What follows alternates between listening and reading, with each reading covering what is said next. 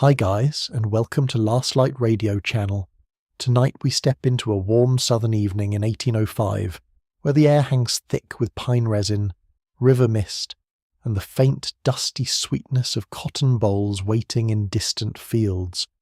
You are about to enter a world that is often flattened into a few hard words, yet in lived experience it was made of footsteps, breath, hunger, labour, fear, family, memory, and the stubborn effort to remain human inside a system built to deny it. What does a rising cotton empire feel like at ground level? What sounds greet you before sunrise? What private hopes survive when profit begins to stretch its fingers across the land? So, before you settle into the story, take a moment to like the video and subscribe. And while you are here, let me know your location and local time in the comments.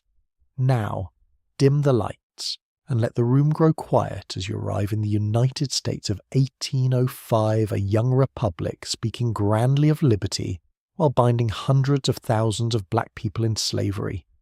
You move through this year not as a senator, not as a planter, and certainly not as one of those powdered gentlemen who loved writing noble phrases with one hand and signing bills of sale with the other. You move closer to the ground. You hear wagon wheels strain through mud.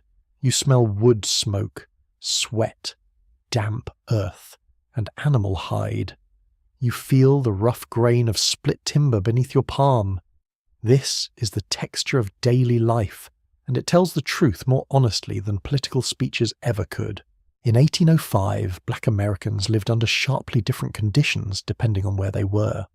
Some lived free in northern cities and towns, though freedom came fenced in by discrimination, economic hardship, and the constant danger of kidnapping. Many more lived enslaved in the South, where tobacco had already worn out parts of the land and cotton was beginning to promise a newer, richer harvest. That promise was not a blessing. It was a warning, even if many could not yet see the full size of the storm gathering in the fields.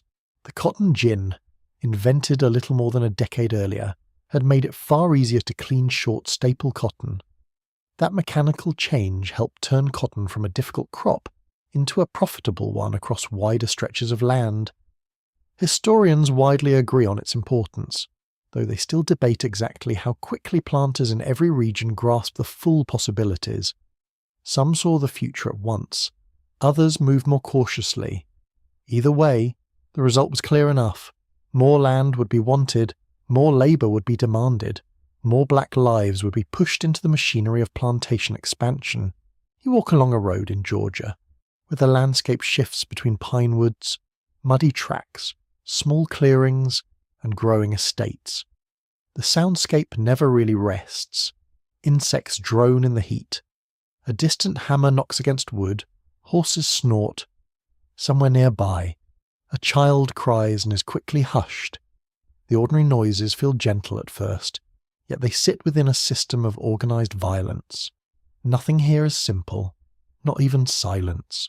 For enslaved black people, life in 1805 was shaped by ownership in law and by negotiation in practice. A person could be listed beside livestock, tools, and barrels in an inventory. That is the cold legal truth. Yet no ledger could fully contain the reality of a human life. Enslaved people formed families, protected knowledge, shared warnings, remembered names, made jokes, taught children, cared for the sick, and found brief moments of beauty in songs, prayer, and whispered conversation after dark. This did not reduce the horror of slavery. It revealed the scale of endurance required to live within it. You can feel that endurance in the morning routine alone. Before daylight, many enslaved workers were already awake. The air inside a cabin might feel close and stale, carrying the smell of ashes from last night's fire, old cloth, damp straw, and human bodies pressed into too little space. Sleep was rarely soft. A blanket might be coarse and thin. The floor might creak or stay cold even after summer heat had lingered outside. You rise because you must. The day does not wait for comfort. Food at dawn was usually plain. Cornmeal appeared often, worked into mush, ash cake, or hoe cake. Salt pork might be issued in small amounts when available. Gardens, fishing, trapping, and foraging could supplement rations in some places, but access varied greatly. On certain plantations, people stretched every scrap into survival. On others, conditions were slightly less harsh, though never kind. There is no need to romanticize hardship. Hunger was common. Thin clothing was common. Worn shoes, or no shoes at all, were common. Plantation wealth did not flow downward in any generous stream. Strange, is it not, how a crop can make men rich while leaving the hands that raise it half-fed?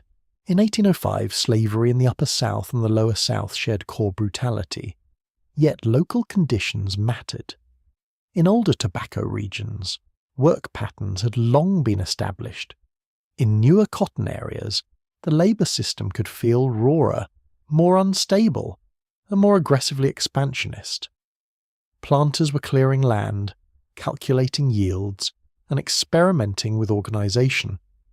You can imagine them at supper, discussing acreage, weather, debt, and market prices with the grave seriousness of philosophers considering eternity, when really they were deciding how to squeeze more work from exhausted people, black Americans, enslaved and free, also lived under a changing national atmosphere. The United States had completed the Louisiana Purchase in 1803, and even in 1805 the implications were still unfolding. Vast western lands suggested future expansion on a grand scale. For white Americans seeking profit, that meant opportunity. For enslaved black people, it hinted at displacement, sale, and deeper entrenchment of forced labour.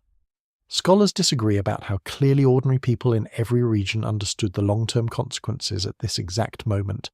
Still, rumours travelled, news moved through ports, taverns, roads, and human mouths. People did not need a newspaper editorial to sense when the world was shifting under their feet. Free black communities in the North faced a different but still precarious reality. In cities like Philadelphia, New York, and Boston, free black men and women built churches, mutual aid societies, schools, and trades. They formed networks of care because the wider society offered so little protection. The smell of these cities differed from the rural South. You would notice seawater, horse dung, coal smoke, fish markets, and crowded alleys. Yet even in nominal freedom, danger lingered. Employment was uncertain. White hostility could flare suddenly. Legal freedom did not guarantee safety, dignity, or equal standing. In some places, gradual emancipation laws existed, but gradual was doing a lot of work there. Very gradual. Suspiciously gradual. Back in the South, plantation space itself reflected power. The big house was often placed to command a view, as though architecture might reassure the owner that order could be seen and controlled. Nearby stood kitchens, smokehouses, barns, workyards, and rows of cabins. Paths worn into the earth connected every structure. Mud clung after rain. Dust lifted in dry weather. The smell of manure mixed with boiling food, fresh cut wood, sweat, and the metallic scent of tools left in the sun. Nothing in this environment was accidental. Space was arranged to serve labour, and still, even here, enslaved people carved out interior worlds that planters could not fully map. An elder might pass down herbal knowledge for fever or pain. A mother might braid a child's hair with careful fingers before dawn. A father might fashion a toy from scraps of wood. Someone with musical talent might carry a rhythm in the body while working, tapping it lightly with a tool handle or singing under breath. One quirky surviving detail from the early republic is that some enslaved workers, especially in port towns or on larger estates with varied labour, developed reputations for specialised skills that owners boasted about, almost as proudly as they boasted about horses. Blacksmithing, carpentry, boat handling, cooking, and midwifery were all valued, though the praise rarely led to justice. Skill could win a little leverage. it could also attract more exploitation, religion formed another layer of life. In 1805, black Americans encountered Christianity in many forms, from white supervised worship to secret gatherings shaped by their own interpretation and emotional force. Biblical stories of captivity and deliverance held obvious power. You do not need anyone to explain why the tale of Exodus might matter when your own body is claimed by another person. Yet African spiritual traditions also endured, often blended subtly into practice, memory, healing, music, and communal ritual. The visible religion of the plantation was never the whole story. Beneath it moved older currents, deep and steady. Children absorbed this world early. They learned who could be trusted, when to stay quiet, how to read moods, how to carry water, mind younger siblings, or perform light tasks that grew heavier with age. Childhood existed, but it was narrowed by labour and vulnerability. The sound of children laughing could still rise in the yard, quick and bright as bird song, then vanish when an overseer passed by. That vanishing says a great deal. You continue through the day and notice how bodies are measured here. Strength is measured. Age is measured. Fertility is measured. Obedience is measured.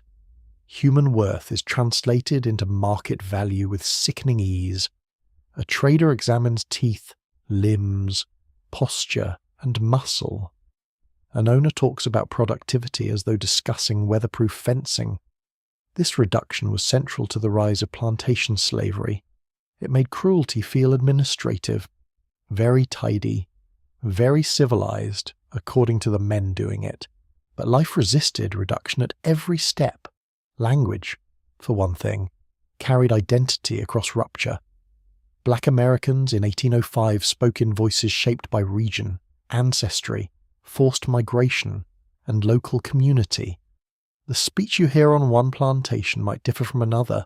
Songs might preserve phrases, rhythms, or patterns that reached back across the Atlantic, even when exact origins had blurred. Historians remain uncertain about the full texture of some early speech communities, because records were usually written by outsiders, and outsiders are famously unreliable narrators when power flatters their hearing. As evening gathers, the atmosphere softens but does not become safe. Frogs begin their low chorus near water. The sky fades from gold to blue-grey. Smoke from cook fires settles in the air and catches in your throat. Tired hands keep moving. Clothing is mended. Food is stretched. Children are washed as best they can. Stories are told in fragments. Laughter might appear suddenly, and that matters. Laughter under oppression is not proof of happiness. It is proof that the human spirit can be inconveniently difficult to extinguish. You think of the larger economic machine now tightening around this world. British textile mills wanted raw cotton, American land speculators wanted profit, planters wanted labour, politicians wanted expansion without moral accounting. All those desires met in the lives of black Americans, especially the enslaved, whose days were becoming more deeply bound to cotton's rise. In 1805, the full cotton kingdom had not yet reached its later peak, but its foundations were already taking shape beneath bare feet. Wagon ruts, courthouse papers, and auction blocks. Night finally settles. The air cools a little. Crickets pulse in the dark. A candle flame trembles and shortens. You lie down in a cabin or a corner space, aware that dawn will come too soon. Your back aches. Your stomach may still feel empty. Your mind moves through names, faces, prayers, private calculations. Somewhere beyond the fields, men speak proudly of national growth. Here on the ground, black life in 1805 is lived between exhaustion and persistence, between sorrow and tenderness, between legal degradation and unbroken personhood. That is where the truth begins. Not in the slogans of a young republic, but in the breathing dark, where people denied freedom still carry memory, intelligence, humour, grief, skill, and hope into another uncertain morning. You wake into a cotton morning while mist still hangs low over the fields, turning the rows pale and ghostly in the first week light. The plants stretch outward in careful lines, their leaves dark and broad, their white fibre catching the dawn like scraps of cloud fallen to earth. At a distance, the scene might almost look peaceful. That is the trick of agriculture in paintings and patriotic speeches. Stand closer, and the illusion breaks apart. The air is damp against your skin. Gnats drift around your face. Dirt cakes at your heels. Every bowl, every stem, every furrow asks for labour, and labour here is not freely given. In 1805, cotton is becoming the crop that reshapes black life across the South. Tobacco had already made fortunes in exhausted soil. Rice and indigo had built older systems of wealth in certain coastal regions. Cotton, though, has a different appetite. It spreads into new land with unnerving speed. It rewards those willing to seize acreage, import tools, and force large numbers of people to plant, weed, tend, pick, carry, and process the crop from sunrise into fading evening. The plant itself is not dramatic. It has no natural grandeur, yet its economic power is astonishing. One soft tuft, and suddenly men begin talking as if Providence itself had signed over a continent. You move into the field with others while the day is still cool enough to trick you into hope. Hoes scrape the ground in a dry rhythm. Shoes, when people have them, brush loose soil and clumps of roots. Someone coughs. Someone clears a throat and says nothing more. The smell is sharp with green leaves, damp clay, sweat beginning to rise, and the faint sour scent of old sacks. Cotton work demands constant attention. In early stages, the fields must be cleared, planted, and weeded. Later, the picking begins, and that brings its own misery. The white fibre looks light as breath, but gathering enough of it takes endless motion. The rise of cotton depends not only on land and bodies, but on timing. Planters need labour at the right moment, in the right quantity, with ruthless consistency. A delayed planting can hurt yield. A field left weedy can cut profit. Rain at the wrong time can sour expectations. In response, owners and overseers become obsessed with calendars, weather signs, and work discipline. Their anxiety falls downward. It lands on black bodies. A planter may grumble at breakfast over market prices in Savannah or Charleston, then ride out to demand faster hoeing from people who had no share in the profits and no right to refuse. Much of this new cotton expansion is tied to short staple cotton, which can grow inland more readily than the long staple variety favoured in certain coastal regions. That is one of the great practical shifts of the period. The cotton gin made short staple cotton far easier to clean by separating seeds from fibre more efficiently than hand labour alone. Historians agree on that basic transformation. They still dispute some finer points, including how much the gin alone drove expansion compared with land hunger, global demand, and speculative fever. Still, when you stand in a field in 1805, theory matters less than consequence. The consequence is visible all around you. More acres are under cultivation. More forests are cut back. More enslaved workers are driven toward cotton production. The labour itself follows the seasons, and each season has its own texture. Land clearing is brutal, especially on newly opened ground. Trees are felled, roots dug or burned, brush dragged away, and stumps worked around if they cannot be removed. The smell of fresh sap mixes with smoke and churned earth.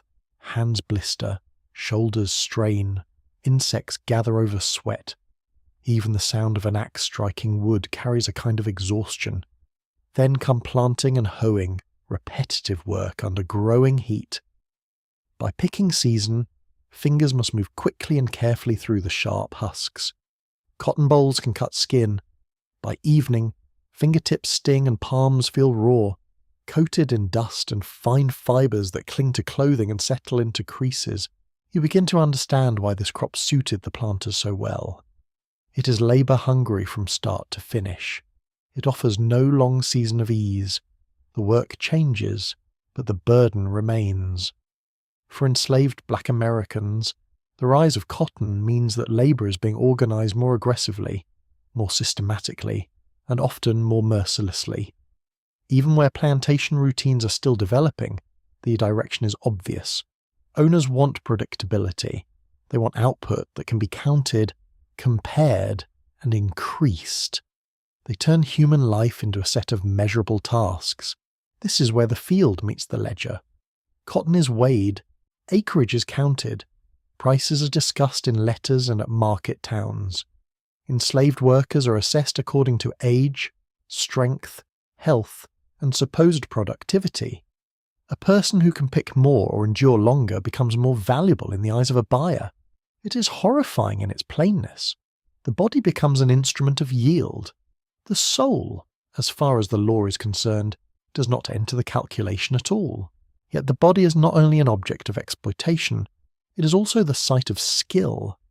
Picking cotton well requires speed, endurance, and practiced hand movement.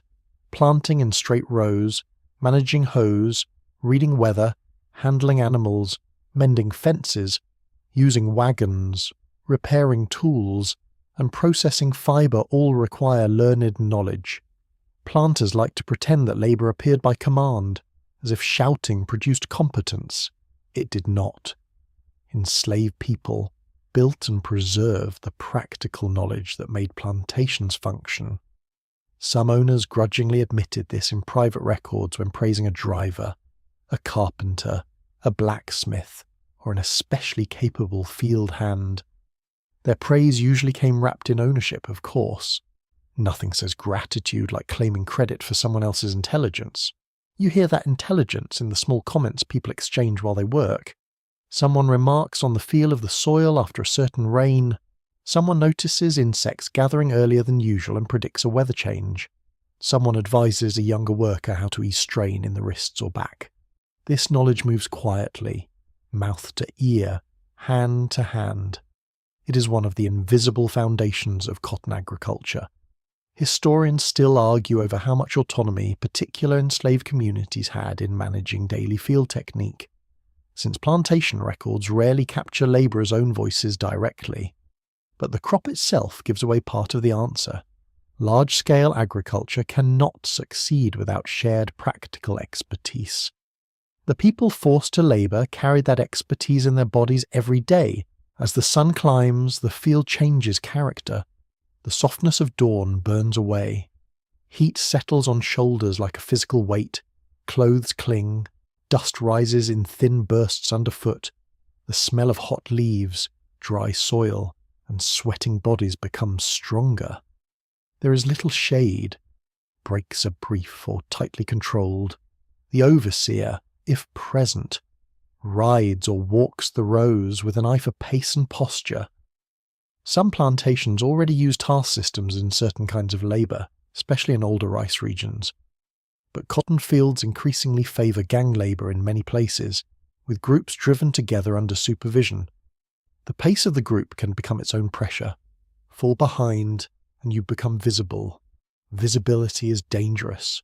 Women work these fields too, and that fact is central. Cotton labour is not reserved neatly for men.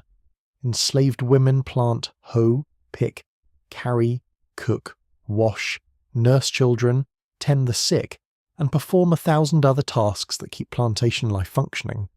They do so while facing the additional threat of sexual exploitation, a constant danger woven into slavery itself. Any true picture of cotton plantation life has to include this gendered burden. The system demands labour from women as workers and control over them as bodies. Their endurance is often described in records only through output, as though a woman were a machine with a womb attached. The cruelty of that reduction is difficult to overstate. Children enter the world of cotton early. At first they may scare birds, fetch water, gather fuel, or watch infants while adults labour. Soon enough they begin lighter field tasks. The transition is gradual only in the sense that exploitation grows by steps. A child learns fast which rows to mind, how to avoid the worst scratches, when to keep eyes lowered, when to move quickly, and when silence is safer than questions. You hear the different pitch of their voices in the field, thinner and less steady. It catches at something in you. Not every black American tied to cotton in 1805 is a field labourer. Some work in gin houses, barns, kitchens, workshops, river landings, or owners' homes. Cotton creates linked forms of labour. Someone must transport seed, someone must pack bales, someone must repair carts, sew sacks, tend mules, salt meat, cook meals, clean tools, and keep the entire enterprise moving. The plantation is not just a field, it is a network of forced workspaces with cotton as the organising centre. Even tasks that seem distant from the plants are bent toward the crop's success. The cotton gin itself has a strange presence in this world. It is often described in celebratory language by white Americans who admire invention and profit. Up close, the machine is less romantic. You hear the creak of wood, the clatter of moving parts, the rasping separation of seed and lint. The air inside a gin house can feel close and dusty, full of floating fibre that catches in the nose and throat. Machinery does reduce one form of labour, but it increases the scale of production. That is the dark arithmetic. A machine that makes processing easier can encourage more planting, which in turn demands more enslaved labour in the fields. Efficiency, in this case, does not soften the system. It hardens it. One odd tidbit from the era is that some planters and travellers wrote with almost dreamy admiration about cotton's appearance in the landscape, praising the beauty of white fields under sunlight or moonlight. You can imagine them pausing with self-satisfaction, pleased by their own poetic feeling. Meanwhile, the people forced to harvest that beauty were bleeding from the fingers and sleeping in cramped cabins. Aesthetic appreciation is very cheap when someone else pays the price. By midday, hunger gnaws. Meals are simple and often hurried. Cornbread, corn mush, maybe a little pork or vegetables when available. Water may be warm by the time it reaches you. The body keeps working because it must, not because it is well fueled. Heat shimmers above the rows. Insects rasp in the grass. A hawk circles overhead. Even the sky feels indifferent. You keep moving through the field, and the sameness of the rows becomes its own mental strain. Left, right, bend, pull, drop, left, right, bend, pull, drop. Repetition settles into muscle and thought until the day feels endless. Still, within that repetition, small acts of self-preservation appear. A worker adjusts posture to save the lower back. Another wraps a cloth around fingers. Someone hums under breath, low enough to avoid notice. Someone else slips a brief joke to a neighbour dry as old bark, and a few tired smiles appear. Humour survives here, astonishingly enough. It tends to be sharp, quick, and unsentimental. Slavery did not erase wit. In many cases, it probably sharpened it. The economic world beyond the plantation presses in even when unseen. British and northern textile manufacturing increases demand for raw cotton. Merchants extend credit. Planters borrow against future harvests. River routes and ports become more important. Warehouses wait. Ships carry bales outward. Money changes hands far from the fields. Yet each distant transaction depends on the labour taking place under this hot sun. Cotton ties black life in the south to Atlantic markets in a chain of profit that stretches across oceans. The person stooping in a Georgia row may never see a textile mill in Lancashire, but the demand from such places helps determine the pace of work and the hunger for expansion. As afternoon deepens, fatigue becomes more dangerous. Hands slip. Attention wanders. The body wants to slow down, but cotton agriculture leaves little room for natural rhythm. Human effort is pushed against the clock of the season and the demands of profit. Punishment may follow missed quotas or perceived idleness, though the exact methods vary from place to place. Historians caution that plantation discipline was not identical everywhere, and records often soften realities when written by owners. Even so, enough evidence survives to show a landscape structured by coercion.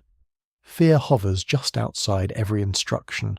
When the workday finally leans toward evening, the field carries a different smell, drier now, mixed with trampled plants and the stale salt of dried sweat. The light softens over the cotton rows, and birds begin moving back through the trees. Sacks are gathered, tools are checked. Bodies straighten slowly, reluctantly, as if the spine has forgotten how. You feel grit between your fingers and at the back of your neck. Your legs throb. The field, which looked almost gentle at dawn, now feels like a machine that has used you up. And yet this is only one day in a larger transformation. Cotton is not simply another crop entering the rural scene. It is becoming the engine of a new plantation order, one that will reshape migration, wealth, politics, and the geography of slavery itself. In 1805, that process is already underway, not as an abstract trend, but as thousands of lived experiences like this one. Black Americans bear the force of that shift with their muscles, their lungs, their time, and their families. The rise of cotton is often told as an economic success story by people who enjoy numbers more than conscience. Stand in the field long enough, and the story reads differently. It is a tale written in dust, fibre, and human exhaustion, while the white gold gleams softly in the fading light, innocent as snow and costly as anything in the young republic. The road begins in silence or something close to it. Not true peace, of course. More the kind of silence that forms when people are too tired, too frightened, or too uncertain to waste breath on obvious facts. Wheels grind over packed earth, harness chains clink, leather creaks, a horse flicks its tail against flies, dust rises in pale clouds and settles on skin, lips, and lashes. You taste grit almost immediately. It coats the tongue and dries the throat. The sun has barely climbed. Yet already the air feels warm and close, carrying the smell of mule sweat, old wood, mud from last night's puddles, and the sour trace of anxiety that lives in any forced journey. This is one of the great developments shaping Black American life in 1805. Cotton plantations do not simply require labour where people already live. They pull people inland, southward, and away from familiar places by sale, inheritance, debt settlement, and deliberate purchase. The older slave-holding regions of the Upper South hold large enslaved populations. The newly expanding cotton districts hunger for workers, traders, planters, and speculators notice the gap and begin building profit from it. A body in one county becomes an investment in another. A child in Virginia can become labour in Georgia. A woman in Maryland can be valued not for who she is, but for what she may produce in a field hundreds of miles away. Distance itself becomes a weapon. You travel with a coffle, the grim word used for a line or group of enslaved people moved for sale. Some are marched on foot, others ride in wagons when illness, age, or logistics require it. The exact arrangements vary, but the atmosphere stays much the same. Uncertainty hangs over everything. No one knows whether the next stop is a town, an auction yard, a roadside tavern, or a plantation gate. No one knows whether family members will remain together beyond noon, let alone beyond the week.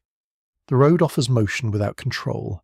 Every bend seems to ask a question that no one in the line is allowed to answer. The domestic slave trade is still developing its later scale, but by 1805 its forces are already clear. The Atlantic slave trade remains legally open until 1808, though its future restriction is being discussed. At the same time, internal trade within the United States is becoming increasingly significant. Historians agree that the spread of cotton helped accelerate this transfer of enslaved labour into the Deep South. They still debate certain regional rhythms and how quickly traders built formalised routes in every area. Yet for the people being moved, the fine distinctions would have meant very little. Whether the system was called emerging, expanding, or maturing, it still placed families in the hands of men who saw separation as bookkeeping. You hear fragments of speech around you. A woman asks softly for water, a boy stumbles, then rates himself before anyone notices too much. A trader mutters about distances and prices. Someone prays under breath, almost soundless. Someone else hums a tune that never quite becomes a song. Human voices take on a careful quality in these moments. Words are precious. They must carry comfort, warning, memory, or nothing at all. The wrong sentence can break a person open. The right one can hold them together for another mile. Road travel in the early Republic is physically miserable even without chains or coercion. Add forced movement, and every detail sharpens. Shoes split, bare feet toughen and ache. Clothing rubs at the shoulders, heavy with sweat by midday. If rain comes, wool and coarse linen cling cold against the skin. If heat dominates, everything smells of salt, leather, animal breath, and wet dust. Meals are irregular. Sleep is shallow. You lie near strangers or under watch. Night sounds become enormous. Frogs call from ditches. Dogs bark in some distant yard. Insects whine at the ear. Every unexpected footstep feels charged with danger. For many Black Americans, the terror of being sold inland is not abstract. It lives in rumour long before it becomes reality. A person hears of a cousin sent away. A mother knows of a brother who vanished into the southwest country. An older man describes a trader with polished boots and a smooth voice, the sort of man who smiles while taking inventory. These stories travel fast through quarters, kitchens, workshops, and market spaces. Enslaved communities become skilled at reading signs. A plantation owner with debts is watched closely. A death in the owner's family creates anxiety over estate division. A visit from unfamiliar white men can chill an entire yard. People learn to notice horses tied too long near the big house.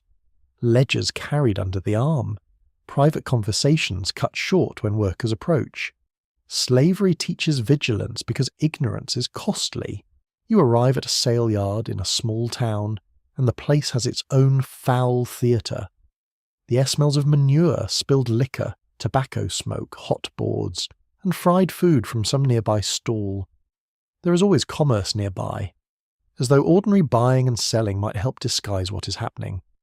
Men lean on fences and assess human beings with the same half-bored concentration they might bring to mules. Teeth are examined, arms are squeezed, questions are asked about age, skill, temperament, fertility, health. It is one of the ugliest rituals in American life, made uglier still by its routine nature. No thunderclap interrupts it. No giant morale alarm bell rings above the courthouse. The town keeps going. Someone haggles, someone jokes, someone buys nails and sugar across the street. At such moments, Black Americans face the constant threat of family rupture. Husbands and wives are separated. Parents lose children. Siblings are divided by a buyer's preference, a planter's debt, or a trader's estimate of profit. The law offers no protection worth naming. Some owners claim they prefer to keep families together, and occasionally they do, usually when it suits labour management or sentimentality. But sentiment is fragile when weighed against money. Historians still argue over how often owners deliberately preserve family units in different regions and periods, because plantation records are selective and self-serving. Enslaved testimony, where it survives from later years, makes one thing painfully clear. Separation was common enough to haunt daily life. You see that haunting in tiny actions. A mother keeps touching her child's shoulder as if memorizing shape through cloth. Two brothers stand unnaturally close, speaking in whispers too low to catch. A young woman fixes her gaze on the ground, as if eye contact might make the situation real. An older man tries to hold his posture steady, though his jaw works with contained fear. The body becomes a language long before words arrive. Fingers grip, shoulders tense, eyes scan. People do not need to announce dread when dread has already settled into their bones. And still, even under this pressure, there are acts of agency, limited and precarious though they may be. Someone exaggerates illness in hopes of avoiding a sale to a harsher buyer. Someone praises a relative's skill to keep them valued near home. Someone conceals literacy. Someone uses a false cheerfulness to confuse an evaluator. Traders and buyers like to imagine themselves all-knowing. They're not. Enslaved people become acute judges of character because survival often depends on it. They learn who drinks too much, who frightens easily, who boasts, who overlooks small things, who notices everything. Such knowledge cannot overturn the system, but it can shape decisions within it. A curious detail from the era is that some buyers cared intensely about very specific skills. A trained carpenter, cooper, seamstress, cook, or wagoner might attract attention beyond raw field labour. A buyer might ask whether a man could handle livestock well, whether a woman had experience in dairy work, whether a teenager seemed quick with tools. This could slightly alter sale price or destination. It might open marginally better conditions in one place, or simply lead to more demanding exploitation in another. Specialised skill was never a guarantee of safety. It was just another way the market sorted human beings into profitable categories. The geography of forced movement matters too. Inland routes open toward Georgia, the Mississippi Territory, and other developing plantation zones. River travel can carry people farther and faster, especially when linked to commercial networks. The very shape of the nation is beginning to reorganize itself around expansion, and black Americans are dragged through that reorganization against their will. White Americans talk grandly of settlement, improvement, and Republican growth. On the road, those polished words translate into blisters, chains, and the dread of never seeing home again. Expansion sounds so noble from a parlour, less noble when it smells like wet rope and fear. Not everyone sold inland comes directly from a large plantation. Some come from small farms, urban households, or estates broken apart after death. This variety adds to the uncertainty. A person accustomed to domestic work may fear transfer to field labour. Someone from a smaller holding may dread the scale and discipline of a cotton plantation. A child raised near a town may be terrified by remote rural isolation. Sail does not simply move bodies through space. It erases routines, languages of place, work expectations, food habits, and social worlds. Even the stars can look unfamiliar when you lie down in a different region. At roadside stops, traders may lodge their captives in yards, outbuildings, or fenced spaces. Sleep comes badly. The smell of animals drifts from nearby stalls. Mosquitoes whine in the dark. A child whimpers and is soothed. Somewhere a drunken laugh erupts from the tavern room where traders eat meat and discuss prices. The contrast is obscene. One side of the wall glows with candlelight, plates, and negotiation. The other side holds people trying to guess whether morning will bring another march or another sale. American commerce, you might say, knew how to separate discomfort by architecture. Religious faith often intensifies during these moments of upheaval. Prayers become more urgent, more intimate, and more collective. A whispered psalm, a remembered hymn, a plea to God, a scrap of African-rooted spiritual confidence in protection or destiny, all can steady the mind when every earthly arrangement feels unstable. Black spiritual life is not uniform. It blends traditions, personalities, and circumstances. But in forced migration, faith becomes one of the few possessions no trader can inventory neatly. Hope may be fragile, but it travels. Children experience this migration in especially sharp ways. They may not understand every legal detail, yet they understand absence immediately. They know when a familiar voice is gone, when adults speak in strained tones, when the road keeps lengthening, when questions go unanswered. Some become unusually quiet. Others ask the same simple question again and again. Are we there yet? Where is Mama? Why cannot we go back? Such questions pierce because they are so ordinary. The system's cruelty is revealed not only in grand injustice, but in its destruction of simple expectations that children should have a right to keep. The traders themselves vary in manner, but the role is fundamentally predatory. Some cultivate a polished respectability, dressing well and speaking in businesslike terms. Others are harsher, quicker with threats, less concerned with appearances. Public opinion about slave traders is complicated. Even among white slaveholders, traders can be treated with a certain distaste, as though the men who visibly traffic in flesh are somehow more tainted than the planters who buy from them. It is a convenient hypocrisy. One man dirties his hands openly. The other orders the product delivered to his gate and calls himself a gentleman. As the journey continues, people create small strategies to preserve identity. Names are repeated softly so they are not lost. Family connections are rehearsed like sacred text. A mother tells a child the names of grandparents, rivers, or old home places. A husband describes a road, a mill, a church tree, anything that might one day help someone remember where they came from. Memory becomes resistance. Not dramatic resistance in the storybook sense. No heroic music swells.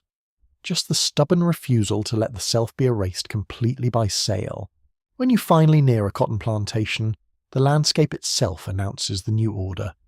Forest gives way to more regular clearings. Fences mark ambition. New cabins stand beside older rough structures. Gin houses and barns suggest investment. The fields stretch wider than those of a small farm, disciplined into rows that promise profit to the owner and toil to everyone else. The smell changes too. Fresh-cut timber mingles with ash, damp cotton fibre, animal pens, and the thick green scent of cultivated ground. This is not just a destination. It is a machine still under construction, hungry for labour and impatient for returns. Newly arrived enslaved people must now absorb unfamiliar routines, dialects, hierarchies, and dangers. They are assessed by resident workers, by overseers, by owners' wives, by children in the yard, by everyone. Who is strong? Who is grieving? Who might be skilled? Who can be trusted? Who has come alone? These first days are disorienting. Grief mixes with practical necessity. You have to learn water sources, meal times, sleeping arrangements, work expectations, and punishments quickly. There is barely room to mourn because survival demands attention, yet even here, on strange ground, black communal life begins its quiet work. Someone offers a scrap of advice about the overseer. Someone shares food. Someone points out where to wash. Someone says which plants help a stomach cramp or fever. Someone asks your name and repeats it correctly. That last act matters more than the planter would ever understand. To be named by another black person in a new place is to be received, however faintly, back into human company. So the rise of cotton plantations transforms black American life not only through harder labour and larger estates, but through motion itself. People are uprooted, sold inland, marched along roads, and planted in new fields as though they were tools moved where needed. The journey is part of the system, not an accidental cruelty around its edges. You feel that truth in the ache of feet, in the dust at the back of your throat, in the silence between family members who fear they may soon be strangers by force. By 1805, this movement is already redrawing lives across the South. The road does not merely connect plantations, it carries sorrow, memory, and human resilience from one place of bondage to another, mile after mile under a wide, different sky. Morning begins before the sun has fully decided to rise. You wake in darkness softened only by embers, with the cabin air thick from sleep, smoke, and the stale warmth of many bodies sharing too little space.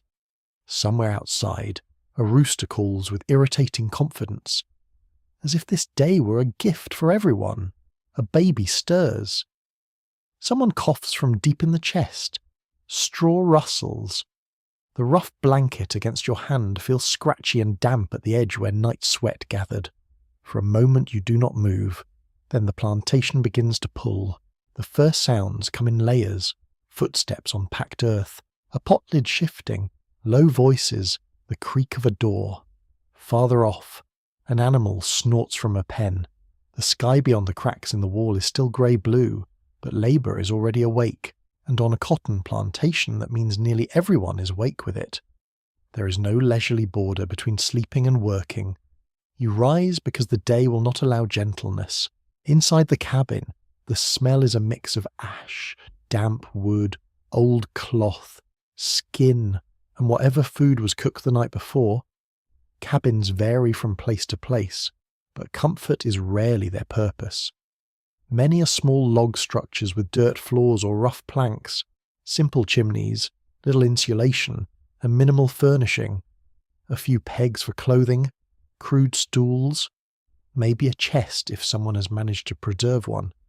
The air can be bitter in winter, stifling in summer, and drafty whenever the weather changes its mind. Historians agree that housing for enslaved people was generally poor, though they still debate how much regional climate and local wealth altered the details. The broad truth stays the same. Shelter existed to store labouring bodies, not to nurture human ease. You dress quickly in coarse cloth that rubs at the neck and shoulders. Linen, wool, or homespun cotton hangs stiff or thin depending on the season and what has been issued. Children are adjusted and hurried along. Hair is tied back. A shirt is shaken out. A shoe, if you are lucky enough to have one that still deserves the name, is worked onto a swollen foot. The dawn air hits your face cool and damp as you step outside. For one breath, the morning feels almost gentle. Mist lies low over the yard. Smoke from the cook fire drifts flat in the stillness. Then someone calls for haste, and the softness breaks. Breakfast is no feast. It is fuel, and not much of it. Cornmeal appears again, perhaps as mush or hoe cake, sometimes with molasses if circumstances are unusually generous, often without. Salt pork may be available in small measure, though not daily in every place. Water is drawn, passed, swallowed. The taste can be metallic, muddy, or clean depending on the source, and the luck of the morning. No one eats slowly for pleasure. Hands are busy even while chewing. A mother ties a child's garment. A man shifts a tool from one shoulder to the other. An older woman checks a pot or wraps food for later. Every movement already belongs to the schedule. By first light, people are sorting into their work. On a plantation, labour is divided but never relaxed. Field hands move toward the cotton rows with hoes, sacks, or other tools depending on the season. House servants head toward the main house, where a different but equally demanding rhythm awaits. Skilled workers may peel off toward the blacksmith's area, the carpenter's shed, the stable, or the gin house. Children too young for full field labour might carry water, watch smaller children, gather kindling, or help in ways adults do not bother to count because the system counts everything except the exhaustion of those inside it. As you cross the yard, the plantation reveals its daily design. The big house stands apart, often elevated or positioned for a commanding view. Outbuildings cluster nearby in practical arrangement. Smokehouse, kitchen, barn, storage shed, pens. Paths run between them, hard packed by years of footsteps. The smell of manure, wet grass, and yesterday's ashes hangs in the air. Dew wets your ankles. Somewhere a bell may ring or a horn may sound, depending on local custom. The signal is less important than the message. Time belongs to the owner.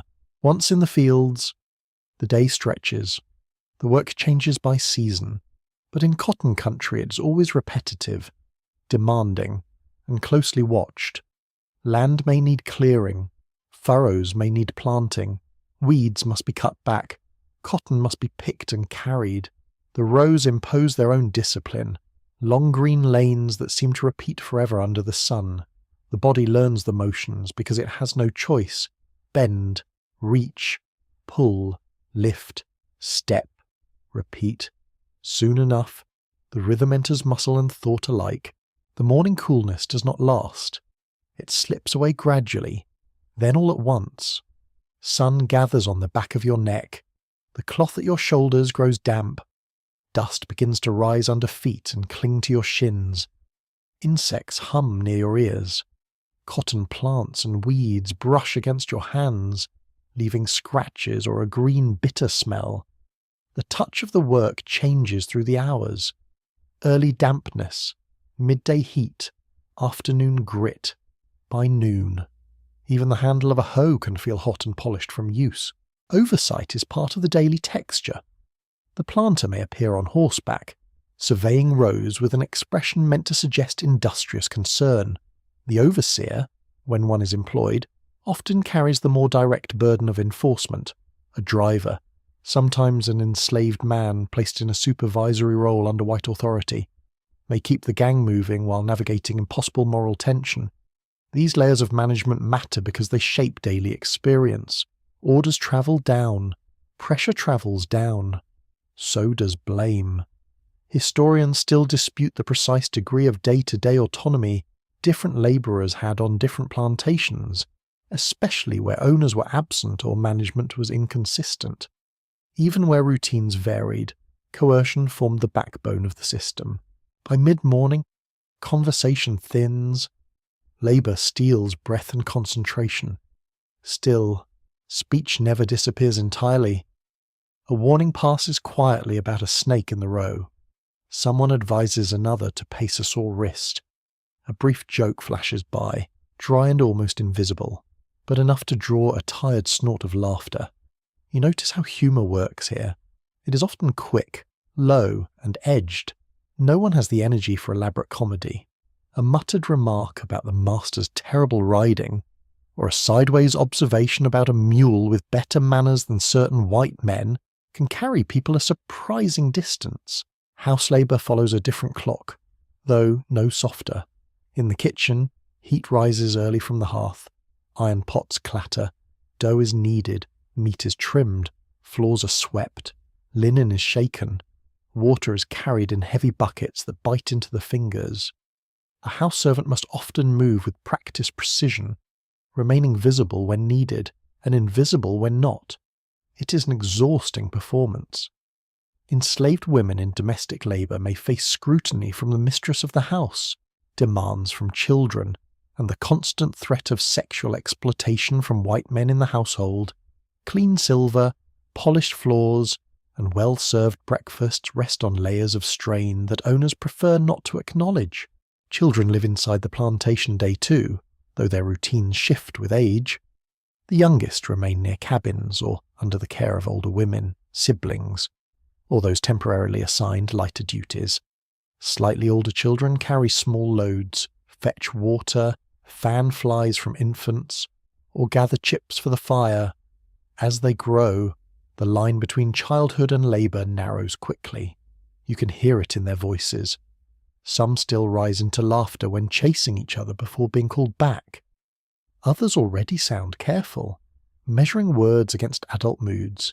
Even play has to fit around work. Noon arrives not with relief, but with a change of angle. The sun stands high and merciless. Shadows shorten. Hunger flares. Meals in the field are brief and plain. Cornbread, cold mush, maybe a scrap of salted meat or vegetables if available. Water, often warm by now. The smell of dinner from the big house may drift impossibly rich across the yard if work is nearby, reminding everyone that one plantation contains several worlds stacked on top of each other. In one world, people discuss taste and refinement. In another, people eat quickly because they are expected back in the rows. After the meal, the hardest stretch often begins. The body wants sleep. The heat thickens. Sweat dries to salt on the skin, leaving cloth rougher than before. Muscles tighten, a shoulder burns. The lower back begins its steady complaint. The afternoon seems longer than the morning, even when the hours are equal. This is when routine becomes a tool of domination. The point is not only to extract labour, but to make labour feel endless, regular, and inescapable. Plantation time is designed to swallow the self, yet the self persists in small ways. Someone hums under breath, a tune carrying hints of spiritual hope or older memory. Someone else ties a rag around the hand in a neat practical knot taught by a grandmother. A woman straightens her child's collar during a brief crossing of paths in the yard. An older man pauses just long enough to feel the wind shift and note that rain may come tomorrow. These moments are slight, but not meaningless. They are evidence that even within a regimented day, people continue to perceive, care, and judge for themselves.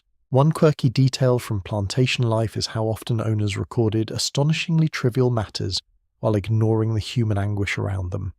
A ledger may note a broken hinge, a mule's illness, the number of barrels filled, or the purchase of blue cloth, all with dutiful precision. The cries from the cabins, the fear of a mother whose child is feverish, the private exhaustion of workers under a punishing sun, these rarely appear except as inconvenience. The archives can feel like a master class in selective attention. As afternoon wears on, different kinds of labour intersect. Field workers may pass the gin house and hear its wooden groan or mechanical chatter. A blacksmith's hammer rings from another corner of the plantation, in the laundry area. Boiling water steams, and the smell of lye stings the nose. Near the stables, hay, leather, and animal musk thicken the air.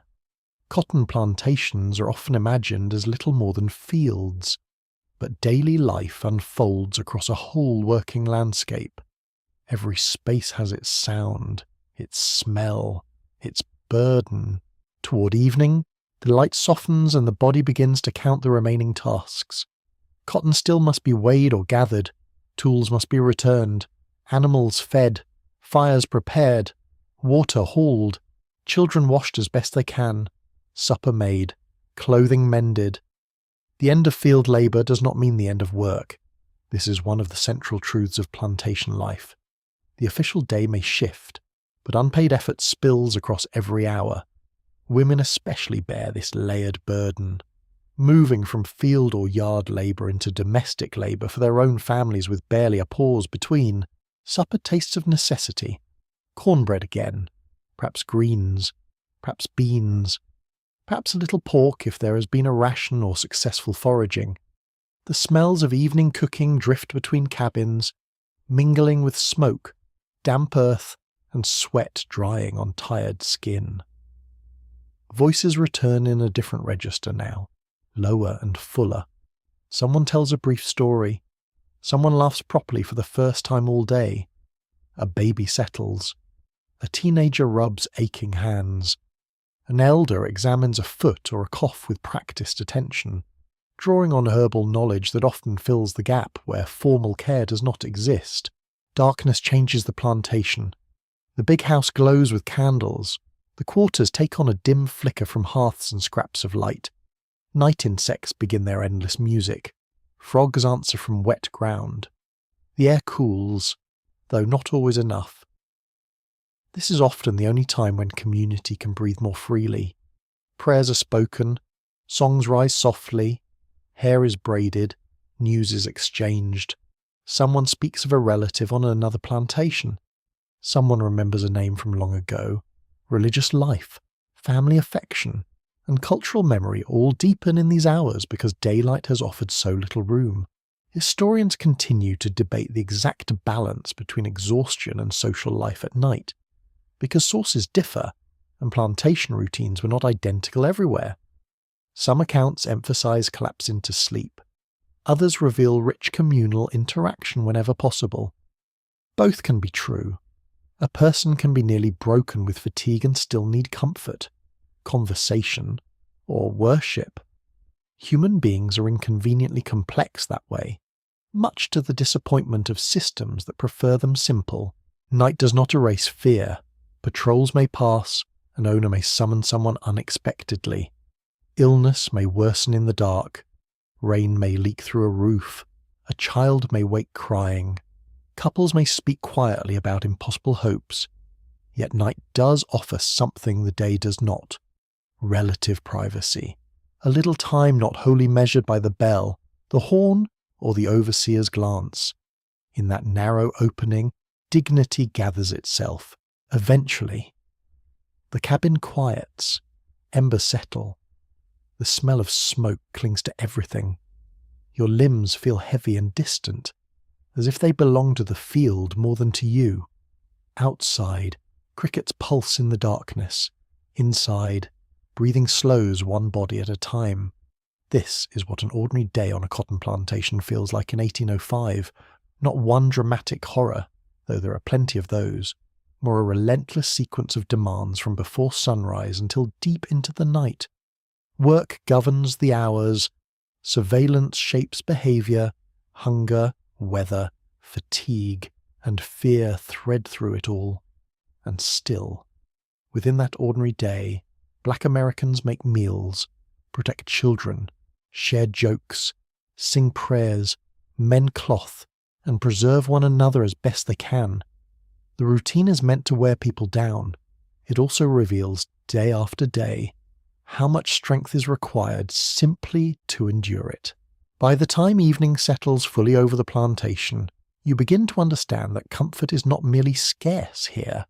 It is rationed, improvised, patched together from scraps, and often defended with the quiet determination people usually reserve for treasure. In 1805, the great wealth produced by enslaved labour does not return to the enslaved in any generous form.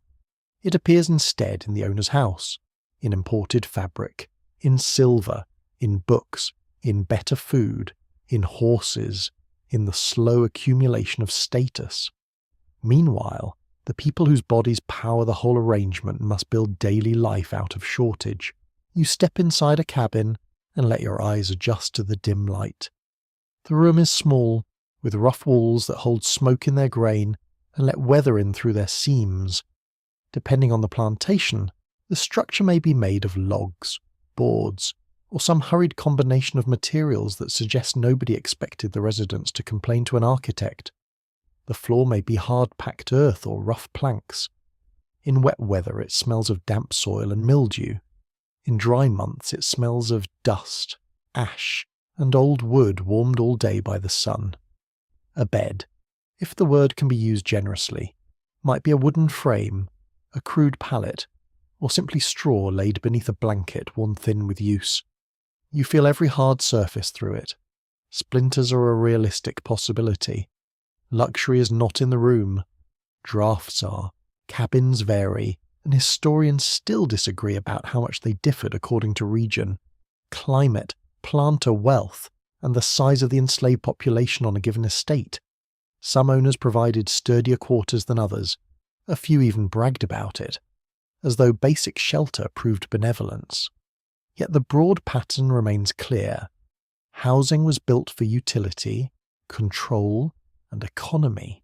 It was not designed for privacy, health, or ease. Families often crowded together in spaces too small for rest to come cleanly. The sound of one person turning in sleep could wake several others. A sick child's cough would fill the whole room. A crying infant had nowhere to be quietly carried. The walls heard everything. You notice how touch defines the place. The rough edge of a stool under the palm, the cracked handle of a bucket, the stiff weave of homespun cloth, the greasy smoothness of a spoon used for years. Objects are few, but they are used constantly. Many are repaired over and over until they become almost unrecognisable from their first form. A cooking pot is cherished because it saves time and hunger. A chest matters because it can hold clothing, scraps, or private things out of sight. A piece of fabric becomes a rag, a wrap, a baby sling, then perhaps a patch on something even older. Nothing is wasted because waste is for people with options. Clothing itself tells a harsh story. Plantation-issue garments were usually coarse, plain, and limited. Men might receive simple shirts and trousers. Women might receive dresses, shifts, aprons, or petticoats. Children often wore less, especially in warm weather, sometimes little more than a single shirt until they were older. Shoes were valuable and often inadequate. In some places they were issued seasonally, In others, not at all, or not in sizes that made much sense to actual human feet.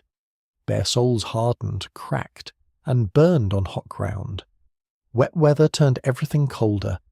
Winter made every insufficiency feel like an accusation. The colours of clothing were often dull, but that did not stop people from caring about appearance.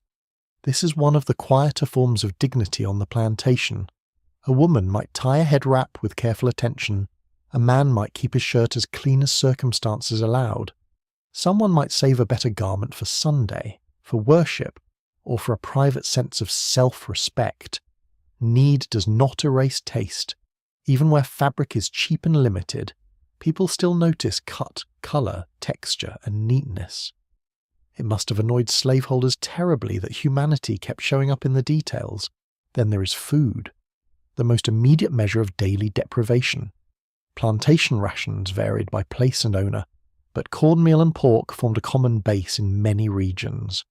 Cornmeal could become mush, hoe cake, ash cake, pone, dumplings, or any number of practical meals shaped by heat, time, and available tools. Salt pork, bacon, or lard might provide fat and flavour, though often in quantities too small for real nourishment.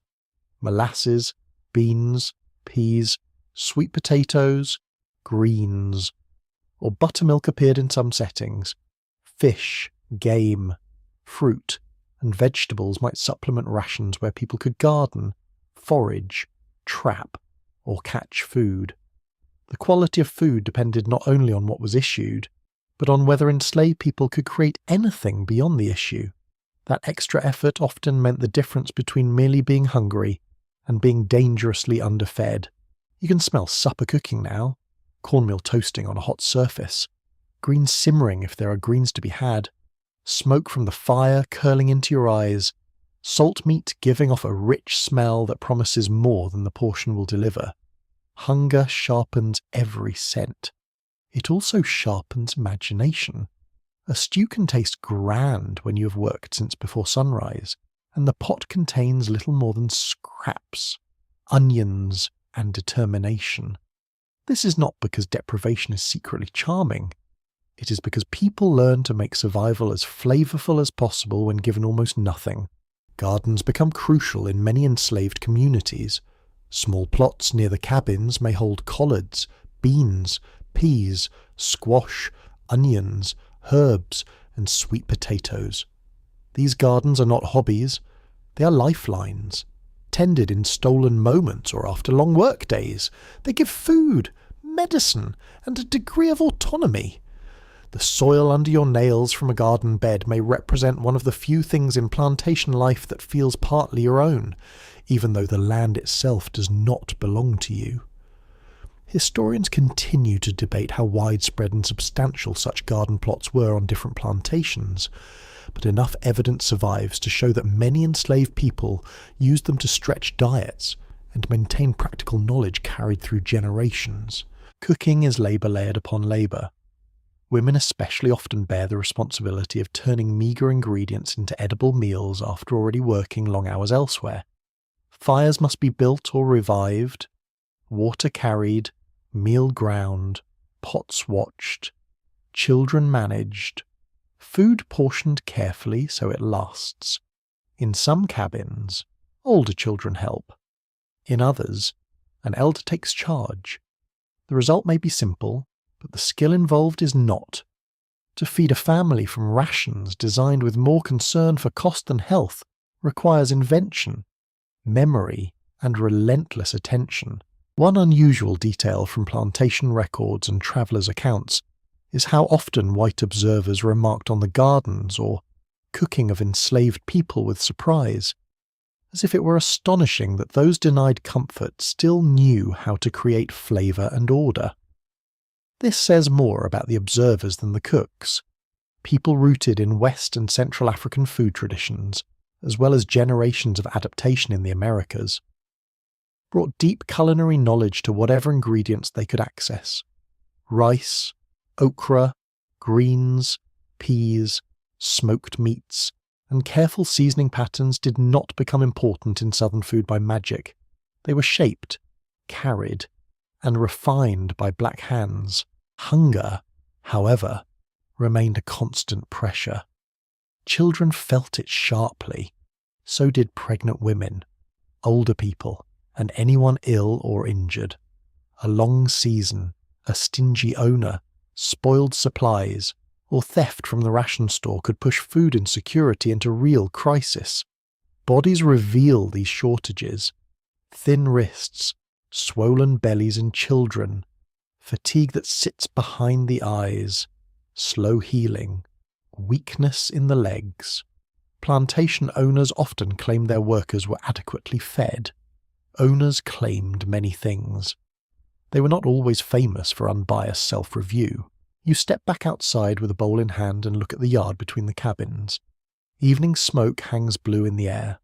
The smell of boiling food mixes with damp earth, animal pens, and laundry that never quite dried before sunset. Voices rise and fall softly. Someone calls a child in from the dark. Someone laughs at a remark you missed. A baby fusses, then quiets at the breast. This shared outdoor space matters because the cabins are cramped and the yard is where domestic life spills out. Food is exchanged. News is traded. A tool is borrowed. A remedy is suggested. Material poverty can create strong habits of mutual dependence, though never by choice. Laundry is another hidden trial. Washing clothes by hand requires water. Soap, if any, can be made or spared. Scrubbing, wringing, rinsing, and drying. All after labour has already consumed the day. The fabric is rough, the stains stubborn, and the supply limited. One garment often serves until it can hardly hold together. Patching becomes an art. A sleeve is turned. A hem is reworked. A child inherits a shirt altered from an older sibling's worn-out one. Needlework and mending preserve dignity in a world committed to wearing both fabric and people down. Bedding poses its own problems. Straw ticks flatten and sour over time. Blankets hold smoke, damp, and body odour. Parasites are difficult to avoid in crowded conditions. Cold weather turns inadequate bedding into a form of cruelty that settles into bone. Hot weather offers no mercy either. Mosquitoes whine. Sweat gathers. Air sits thick and unmoving. Sleep becomes a negotiation with heat, bites, smells, pain, and noise. Yet sleep is precious because the next day will ask the body for everything again. Personal possessions, though few, can carry immense meaning. A spoon carved by hand, a scrap of cloth from a mother, a Bible page, a bead, a pipe, a small wooden toy, a pouch of herbs, a cup kept hidden from theft or damage. These objects matter partly because they are useful, partly because they anchor identity. In a system designed to reduce people to labouring units, any chosen possession becomes a declaration of inner life. Someone decided this mattered. Someone kept it safe. Someone attached memory to material form. Health is woven through all these domestic realities. Poor housing, thin clothing, irregular diet, heavy labour, and inadequate rest weaken the body steadily. Illness spreads more easily in close quarters. Fevers, stomach complaints, coughs, skin infections, and injuries may linger because treatment is limited or delayed. Enslaved healers, midwives, and elders often become essential sources of care, drawing on herbal and practical knowledge built through experience. They know which bark soothes, which leaf eases swelling, which tea settles the gut, which steam helps loosen a cough. Historians still argue over the exact balance between African retained medical practices and adaptation to new American environments. But there is no serious doubt that black communities preserved and expanded sophisticated healing traditions under severe constraints. The domestic world also holds moments of beauty, though they are hard-won. A cabin wall decorated with a carefully placed cloth, a child's hair braided neatly by firelight, a Sunday garment saved from daily wear, a bowl of greens made rich with whatever seasoning could be spared, a hymn sung low while stirring the pot. These things do not cancel hardship. They reveal how people insist on form, colour, and tenderness even while living in want. You begin to see that deprivation on the plantation is not random misfortune. It is structured. Owners understand that healthier workers can labour more effectively, yet many still keep rations narrow and housing poor because the system prizes control and profit over well-being. Comfort is allowed only where it serves production or image. Anything beyond that is often left to the enslaved themselves to create through extra labour. This is one of slavery's most bitter tricks. It starves people of resources, then depends on their ingenuity to survive the starvation. As night deepens, the cabins glow faintly with firelight. The air cools enough for some relief. You hear the scrape of bowls being set aside, the rustle of straw bedding, the soft murmur of adults talking once children drift towards sleep. Perhaps someone shares a bit of roasted corn. Perhaps a neighbour brings over herbs for a cough. Perhaps a woman runs her fingers over a patch she has sewn and decides the garment may last another season. These are small victories, but small victories can keep a household going. What life was actually like, in this domestic sense, was a constant contest between lack and resourcefulness. Black Americans on cotton plantations in 1805 were made to live with poor shelter, coarse clothing, and unreliable food. Yet they were never passive inhabitants of deprivation. They cooked, patched, planted, preserved, exchanged, cleaned, healed, and created. They transformed ration into meal, cabin into home as far as possible, cloth into dignity, and scarcity into one more challenge to outwit. The plantation wanted labour alone. What it got, despite itself, were households full of intelligence and care struggling to survive in the cracks of a brutal economy on a cotton plantation. Control is not something that appears only in moments of open punishment. It hangs in the air all day, like humidity before a storm, shaping how people walk, speak, glance, pause, and even breathe. In 1805, enslaved black Americans live inside a system that depends on surveillance as much as it depends on labour. The work must be extracted, yes. But just as important to the slaveholder is the need to feel obeyed. That need spreads into every corner of plantation life. It sits at the field edge. It waits outside the cabin. It rides horseback through the rows. It listens at doors. It counts bodies at dusk.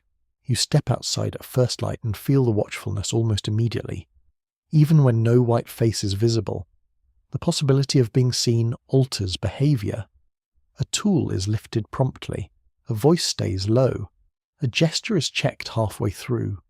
The yard itself seems arranged for observation. Paths run in open lines. Cabins face shared spaces. The big house stands where it can overlook movement. An owner might call this good order. A more honest description would be organised mistrust. The people enforcing that mistrust vary from plantation to plantation. Some owners are highly present, inserting themselves into daily routines with fussy authority. Others prefer distance, leaving management to overseers, hired white men who measure their usefulness by how effectively they can drive labour.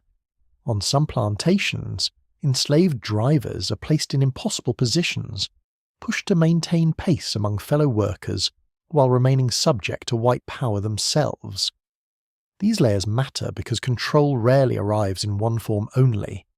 It is a whole hierarchy of pressure, with each person lower down expected to transmit command even when command is cruel. The overseer often becomes the human face of everyday discipline. You hear him before you see him sometimes, through the clop of a horse, the jingle of tack, or the sharpness of a voice cutting across the morning. He watches posture, pace, attendance, and output. He notices who straightens the back too long, who speaks out of turn, who seems distracted, who lags behind the gang. His authority depends partly on fear and partly on unpredictability. A person cannot fully relax under a man who may ignore one small act today and punish the same act tomorrow. Uncertainty becomes one of the tools of control. Plantation owners justified this system to themselves in astonishing language. They spoke of discipline, order, industry, improvement, Christian duty, and all the other polished words people use when they want to sound moral while behaving monstrously. Some compared enslaved people to children needing guidance. Others wrote as if harshness were regrettable but necessary, a phrase that somehow manages to be cowardly and self-congratulatory at the same time. Historians agree that paternalism was one of slavery's favourite lies. The master called himself protector while holding the legal power to whip, sell, separate, and exploit. You feel the effect of surveillance most clearly in ordinary movements. Walking too slowly can draw notice. Walking too quickly can also draw notice if it suggests nervousness or private purpose. Gathering in groups may be treated with suspicion. Carrying a message from one cabin to another can look harmless or dangerous depending on who sees it. Even facial expression becomes risky.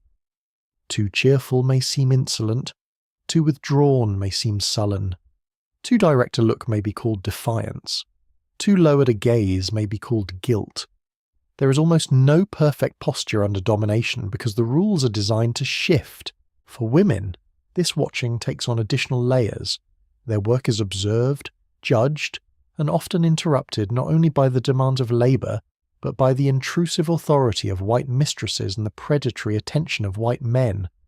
A woman in the yard, the kitchen, or the fields may be watched for productivity, obedience, sexual availability, maternal conduct, and domestic neatness all at once. The system insists on labour from her body and control over her body at the same time. That double burden sits heavily on plantation life, even when the records try to glide past it in smooth, respectable handwriting. Children grow up learning the grammar of surveillance early. They recognise which adult footsteps signal danger. They know when to stop laughing, when to run an errand quickly, when to keep out of the way of the big house, when not to stare, when to deliver a message without adding their own opinion. Childhood on the plantation includes play, affection, and curiosity, but it also includes training in caution. A child may not know the full language of power, yet the child knows perfectly well which voice can make a room go silent. Punishment stands behind all this watching, sometimes visible, sometimes implied. Whipping is among the most common forms of physical punishment in the slave South, and by 1805 it is already deeply embedded in plantation discipline. The threat of the lash regulates behaviour long before it falls. You do not need to see every punishment to live under it. The memory of another person's pain can travel through a whole community. A scream heard once may echo for months. A scar seen while washing at the stream tells its own warning. Historians still argue about the frequency and variation of punishment across regions and owners, because some planters recorded discipline blandly, while others omitted it altogether. But there is no serious uncertainty about the structure itself. Violence was not an excess at the edge of slavery. It was central to its operation. Other punishments appear too: confinement, extra labour, food deprivation, threats of sale, separation from family, public humiliation, forced wearing of chains or collars in some places. The exact methods vary, but the intent remains constant. Break resistance, display power, teach everyone else what disobedience costs. Public punishment is especially effective from the owner's point of view because it turns one person's suffering into many people's fear. A planter could call this discipline. The enslaved knew better. They knew it as terror dressed in work clothes. There is also the punishment that never quite announces itself as punishment. A mother denied time with a sick child. A man refused permission to visit a wife on another property. A teenager assigned the hardest tasks after some perceived slight. An elder mocked for slowness. Such acts may not leave visible wounds, but they still tighten the plantation's grip. Slavery is expert at using ordinary administration to wound people quietly. Night does not entirely loosen control. Patrols, passes, and restrictions on movement extend discipline beyond the field. On some plantations, people need permission to leave even for church or family visits. Roads become risky after dark. Any gathering can be interpreted as plotting, white fears of rebellion, sometimes inflated and sometimes grounded in real acts of resistance, feed stricter watching. The irony is almost too perfect. A society built on kidnapping and forced labour then becomes anxious that the kidnapped labourers might resent it. One strange detail from the period is how many white observers congratulated themselves on plantations that seemed quiet. Quiet was taken as proof of contentment or good management. More often it meant people had learned that noise attracted danger. Silence is not always peace. Sometimes it is simply strategy. The same goes for apparent cheerfulness. A smile offered to a master may conceal contempt, exhaustion, calculation, or the basic wisdom that surviving until tomorrow sometimes requires performance today. Enslaved people develop many ways to navigate this atmosphere. One of the most important is controlled speech. Words are chosen carefully around whites and differently among trusted black listeners. Tone shifts, meanings double, advice can be given indirectly, complaints can be disguised as jokes, or pass through stories about someone else. A remark that sounds harmless to an overseer may carry a full second meaning to the people hearing it from within the quarters. This verbal skill is not just cultural richness, though it is that too. It is also protection. The body itself learns to perform. A person may appear docile while quietly withholding full effort. Another may adopt exaggerated humility to avoid a beating. Someone else may act slower than usual to sabotage output without making it obvious. Resistance does not always arrive dramatically. Sometimes it is hidden in timing, tone, posture, broken tools, misplaced supplies, or feigned confusion. Historians continue to debate how often such small acts had meaningful economic effect, but their psychological importance is easier to see. They allow a measure of self-direction inside a regime determined to erase it. Still, open defiance remains extremely dangerous. A direct refusal, an argument, an attempted strike against an overseer, these can bring severe retaliation. Yet they did occur.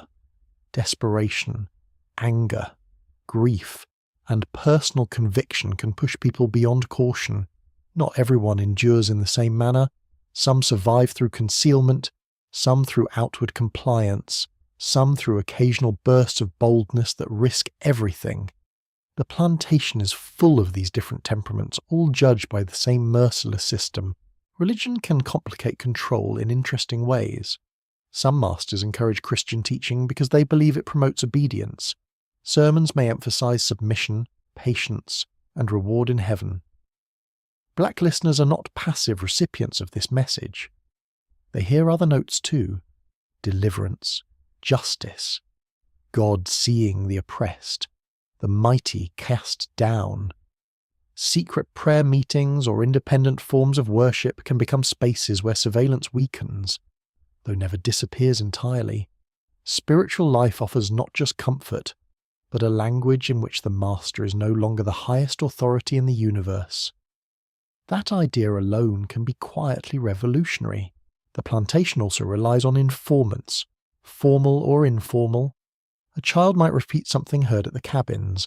A house servant may be assumed to know private talk. An enslaved driver may be pressured to report attitudes in the field. Not every act of sharing information is simple betrayal. Sometimes it is survival. Sometimes it is coercion. Sometimes it is complicated loyalty divided against itself. This ambiguity poisons trust. One of slavery's cleverest cruelties is that it pushes oppressed people into situations where any choice may cost them morally. The smell of punishment lingers in the environment in ways people seldom describe directly. Sweat under fear smells different. So does blood on hot wood, leather left in the sun, the sour air of a confined space, the medicinal bitterness of herbs applied to wounds afterward. The senses remember what the tongue may not say openly. A child passing the whipping post, the yard tree, or the shed where punishments are carried out may not have the words for the whole system, but the body still knows that this is a place of danger. Weather can intensify everything. A beating under summer heat feels different from one in winter wind. A reprimand delivered in a muddy field carries one kind of humiliation. The same delivered before the quarters at dusk carries another. Rain can postpone work, but it can also trap people indoors with tension and dread. Bright cold mornings make every sound sharper. Hot evenings thicken impatience. Plantation control is never abstract because it settles into the physical world. You notice too that white authority is not always calm. Masters and overseers can be vain, anxious, drunken, indebted, jealous, and absurdly thin-skinned. Their power is real, but their character is often weak. That matters because discipline on a plantation may reflect not only policy but mood. An owner embarrassed by debt may become harsher. An overseer wanting to prove efficiency may drive people harder. A mistress angry over some household slight may order punishment with chilling ease. The law backs them. Their tempers animate them. And yet, even within this cage of watching and punishment, Black Americans preserve forms of moral judgment that slavery cannot fully crush. They know who among them is trustworthy. They know which whites are dangerous in obvious ways and which are dangerous in smoother ways. They distinguish between obedience that is strategic and obedience that becomes collaboration. They evaluate courage, caution, kindness, and cruelty with clear eyes. The plantation claims total authority, but it cannot monopolize meaning. People continue to judge the world for themselves. By late evening, when the yard is dim and voices lower, the weight of surveillance eases only slightly. A person sits near the fire and finally lets the shoulders drop. Another whispers what could not be said in daylight. A mother smooths a child's hair with hands that spent the day under scrutiny. Someone glances toward the dark edge of the quarters before speaking, simply from habit. Control has a long reach. It stays in the muscles after the overseer is gone. What life was actually like under this regime was not just hard work interrupted by punishment. It was constant adjustment to being watched, measured, threatened, and corrected. The system trained people to anticipate danger, to read mood, to hide true feeling when necessary, and to carry fear without letting it consume every action. Surveillance and violence were meant to produce submission. Often they produce something more complicated. Outward compliance, inward judgment, quiet strategy, guarded solidarity. The plantation wanted perfect control, but human beings are not easy creatures to flatten completely. Even when watched from dawn to dark, they kept a part of themselves beyond the master's reach. And that hidden part mattered. Love survives on a plantation in ways the plantation never intended. That may be the strangest and most powerful fact of all. In 1805, black families living under slavery are denied nearly every legal protection that white families take for granted, yet they still build marriages, raise children, care for elders, comfort the grieving, and imagine futures for people they may not be allowed to keep. Family life exists under pressure so constant that even tenderness can feel like an act of defiance. You begin in the evening, when the hardest labour is done and the cabins breathe with softer sounds. Firelight glows low against rough walls. A child leans sleepily against a mother's shoulder. Someone stirs a pot one last time. Someone else mends a shirt by dim light. Fingers moving from memory more than sight. The smell is warm with smoke, cornmeal, damp cloth drying near the hearth, and the faint sweetness of a baby's skin after being washed as best as the day allows. These domestic moments are small, almost fragile, yet they are the place where family becomes real, not as law, but as practice, under slavery. Marriage has no secure legal standing for the enslaved. A husband and wife may promise themselves to one another before God, before their community, or in a private exchange of vows, but the state does not protect that bond. An owner can sell one spouse away, an inheritance can divide a household, a debt can snap a family apart with the scratch of a pen. Historians agree that enslaved marriages were widespread and deeply meaningful, though the exact forms varied by region, denomination, and plantation size. Some unions were recognised informally by owners. Others were tolerated so long as they did not interfere with work. Some were barely acknowledged at all.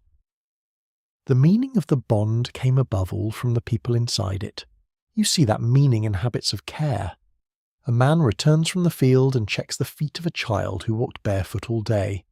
A woman saves the best part of a meal for an aging parent. A grandmother braids a girl's hair while quietly correcting her manners. A husband and wife exchange only a few words in a crowded cabin. But the glance between them carries the day's whole weight.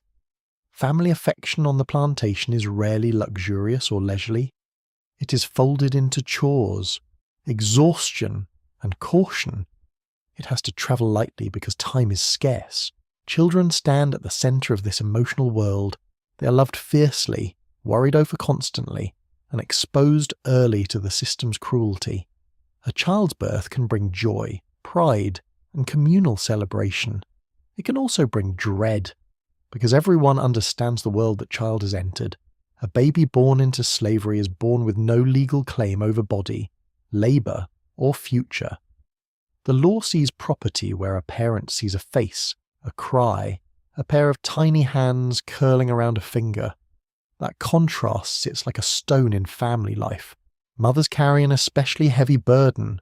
Many work in fields or yards while also nursing infants, tending the sick, cooking, washing, and trying to shield children from danger. Their own health may be strained by poor diet, pregnancy, labour, and inadequate rest. Yet the plantation expects them to keep going as if the body were made of rope and iron.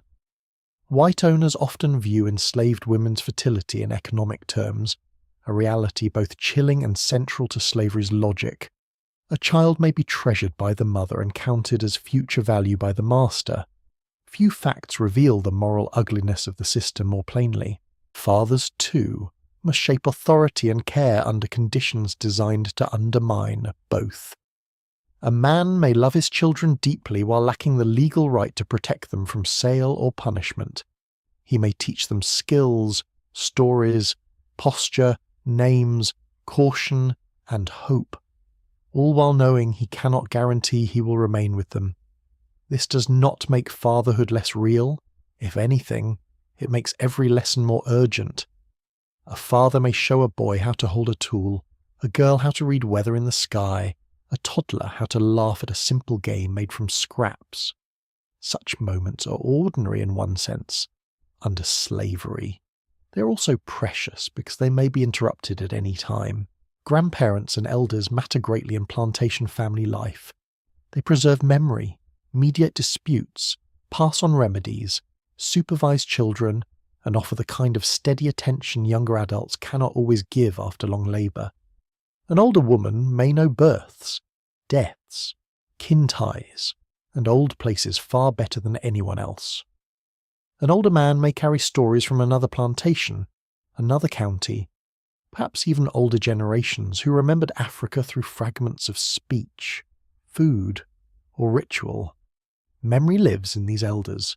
So does authority of a quieter kind, rooted in experience rather than law. One fascinating detail from the period is how kinship often stretches beyond narrow definitions.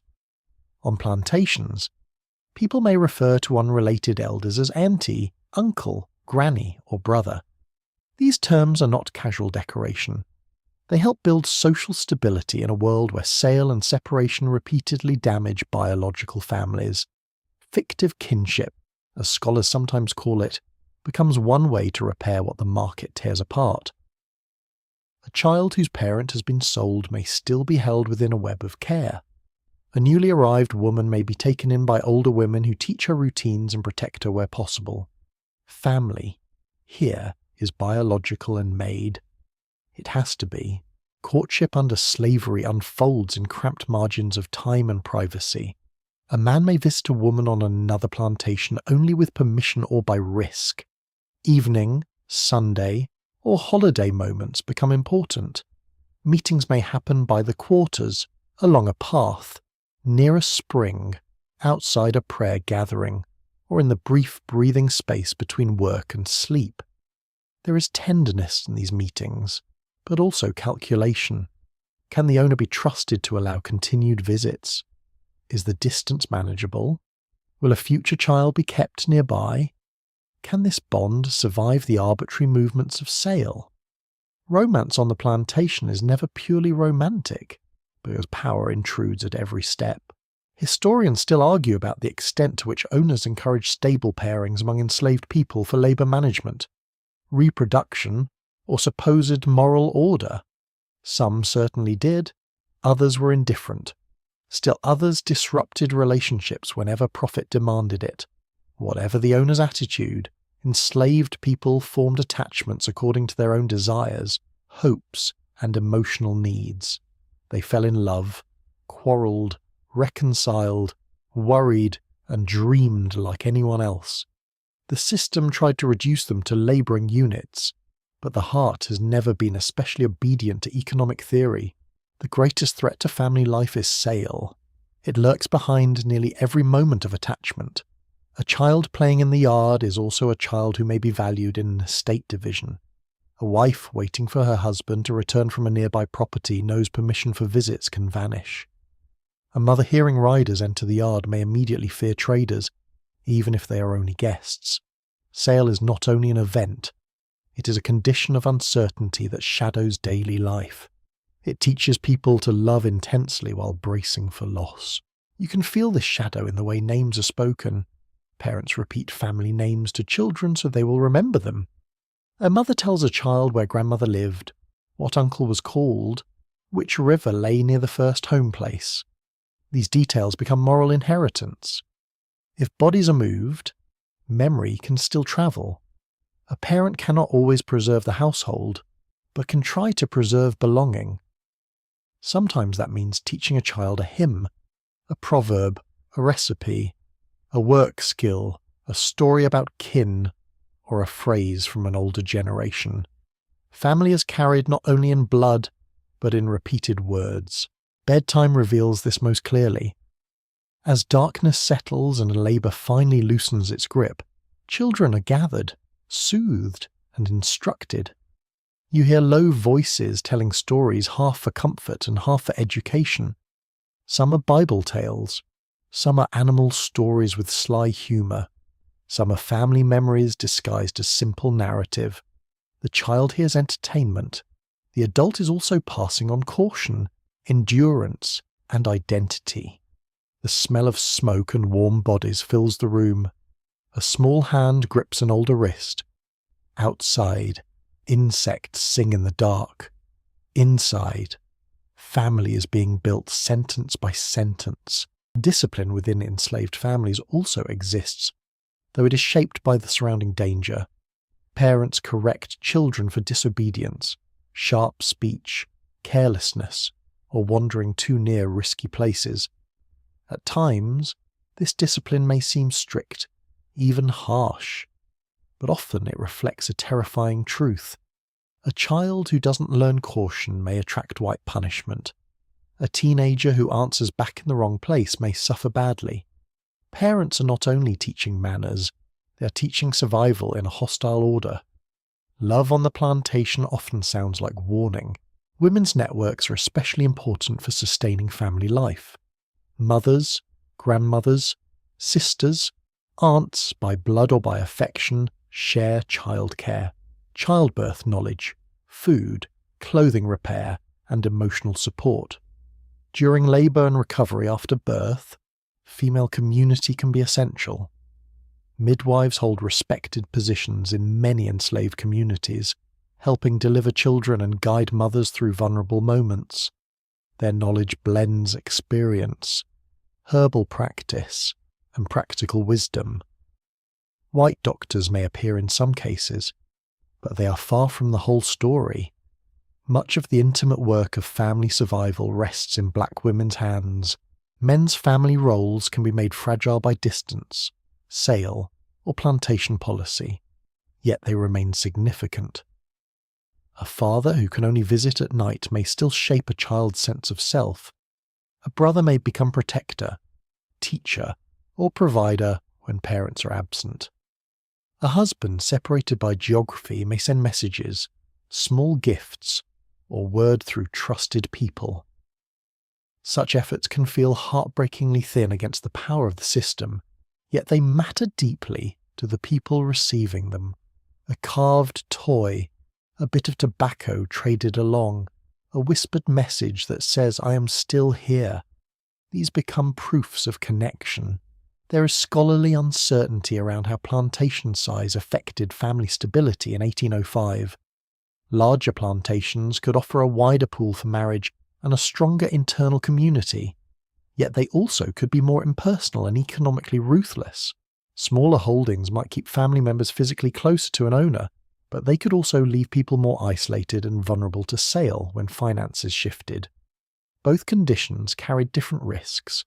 The numbers alone do not tell you what it felt like to tuck a child into bed while wondering whether the household would still exist next month. The emotional life of enslaved families also includes joy, not merely survival. This matters. A baby's first steps can bring laughter across the yard. A wedding gathering, however informal, can fill an evening with song and pride. A child who learns a task well may be praised warmly. A grandfather may tell a story so well that the whole cabin erupts in sleepy delight. Slavery cannot eliminate joy completely, though it constantly tries to confine it. Joy here is not proof of mild conditions.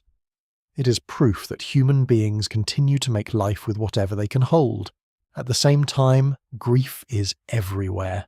Miscarriage, infant illness, death from fever, sale, sudden absence, unreturned visits, broken promises from owners. Family life under slavery is threaded with mourning, some public, some private. There may be weeping, prayer, song, silence, or a stunned kind of routine that keeps moving because the plantation allows little pause. People grieve while cooking, walking, hoeing, carrying, nursing, mending. Grief does not wait for a respectable interval when work is done. Religion often strengthens family identity. Parents teach children prayers. Couples seek divine witness for their bond when civil law offers none. Elders interpret suffering through biblical stories, not as simple comfort, but as a framework that insists injustice is seen by a higher power.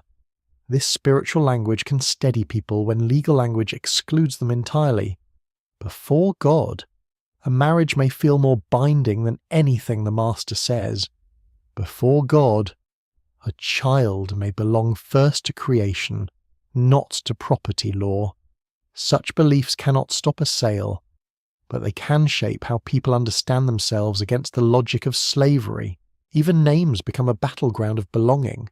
Owners may rename people casually, shorten names, or assign names without care.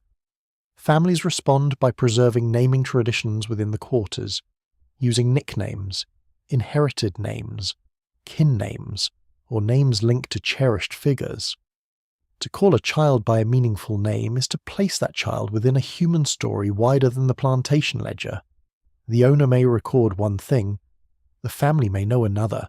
As the fire burns lower, you can hear the rhythms of family life settling around you. A mother hums to a baby. Two sisters whisper in the dark. An elder clears a throat before one final prayer. A father resting against the wall listens to the breathing of his children and counts blessings in a world built from theft. What life was actually like for black families in 1805 was neither sentimental nor empty. It was loving under siege. Marriage existed without legal protection. Parenthood existed without secure custody. Kinship stretched to cover the losses inflicted by sale and death. The plantation pressed hard on every bond, yet those bonds endured because people kept making them real through feeding, teaching, naming, praying, embracing, correcting, remembering, and refusing to let one another disappear. In that stubborn work of family, you find one of the deepest forms of resistance slavery could never fully conquer. When the workday finally loosens its grip and darkness settles over the plantation, another world begins to stir. It is quieter, harder to see, and far more important than the master would like to admit. In 1805, black life on and around cotton plantations is not made only of labour, punishment, hunger, and family struggle. It is also shaped by worship, song, memory, and the inner practices that help a people remain themselves under pressure. These things do not remove suffering. They make survival deeper than mere endurance. You step into the night air and feel the temperature ease at last. The heat of the day has thinned. Smoke from the cabins hangs low and bluish above the yard. Frogs pulse from wet ground beyond the fields. Crickets stitch a steady sound through the dark. Nearby, someone hums while rinsing a bowl. Somewhere else, a child is coaxed towards sleep by a voice so soft it almost disappears into the insects. The plantation by night is still a place of danger, but it is also the hour when hidden strength becomes easier to hear. Faith takes many forms here. Some enslaved black Americans worship under white supervision, attending services where white ministers or owners emphasize obedience, humility, and the rewards waiting in heaven.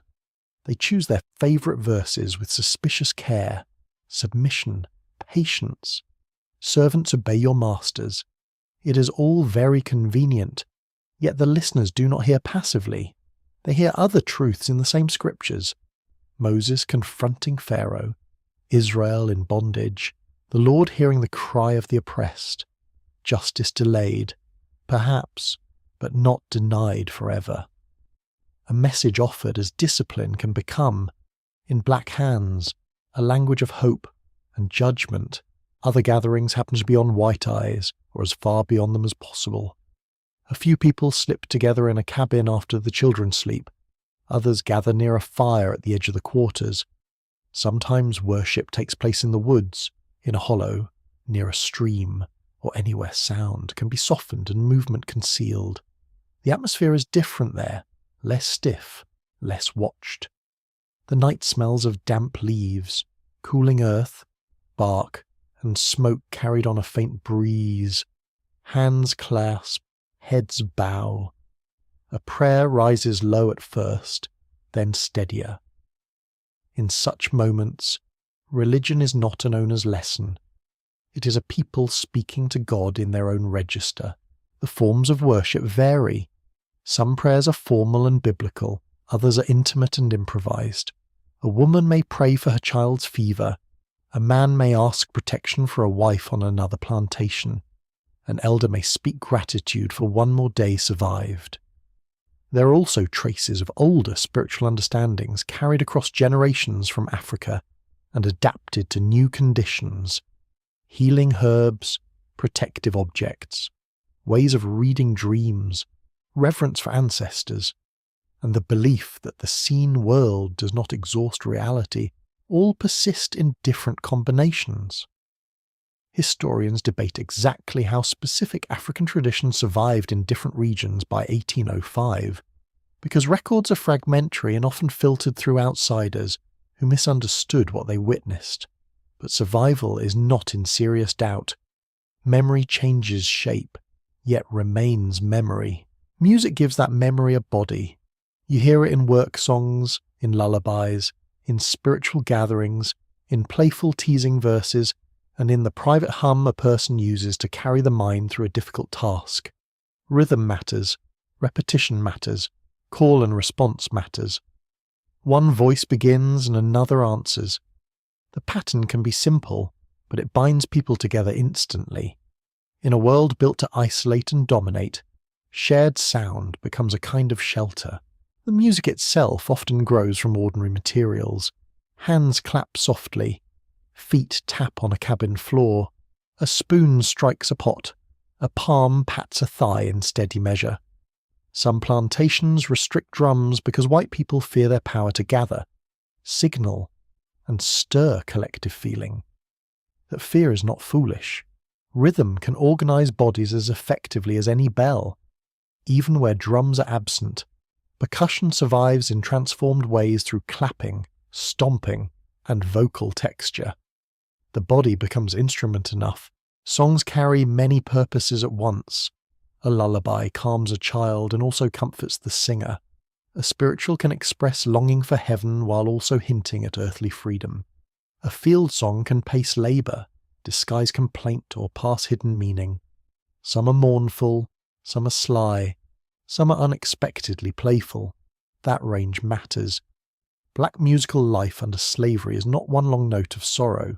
It includes wit, satire, tenderness, grief, and fierce collective energy, all moving through the same human throat.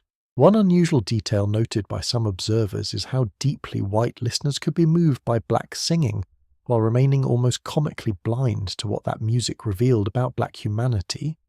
They would praise the sound as natural, emotional, or pleasing, then return calmly to a system that denied the singer's personhood. Admiring the song while owning the singer requires a very special talent for moral nonsense. Storytelling is another essential practice. In the cabins after supper, stories travel between generations like firelight passing from face to face. Some are Bible tales, some are family memories, some are animal stories featuring clever creatures who outwit larger and stronger opponents. These tales are entertaining, but they also teach.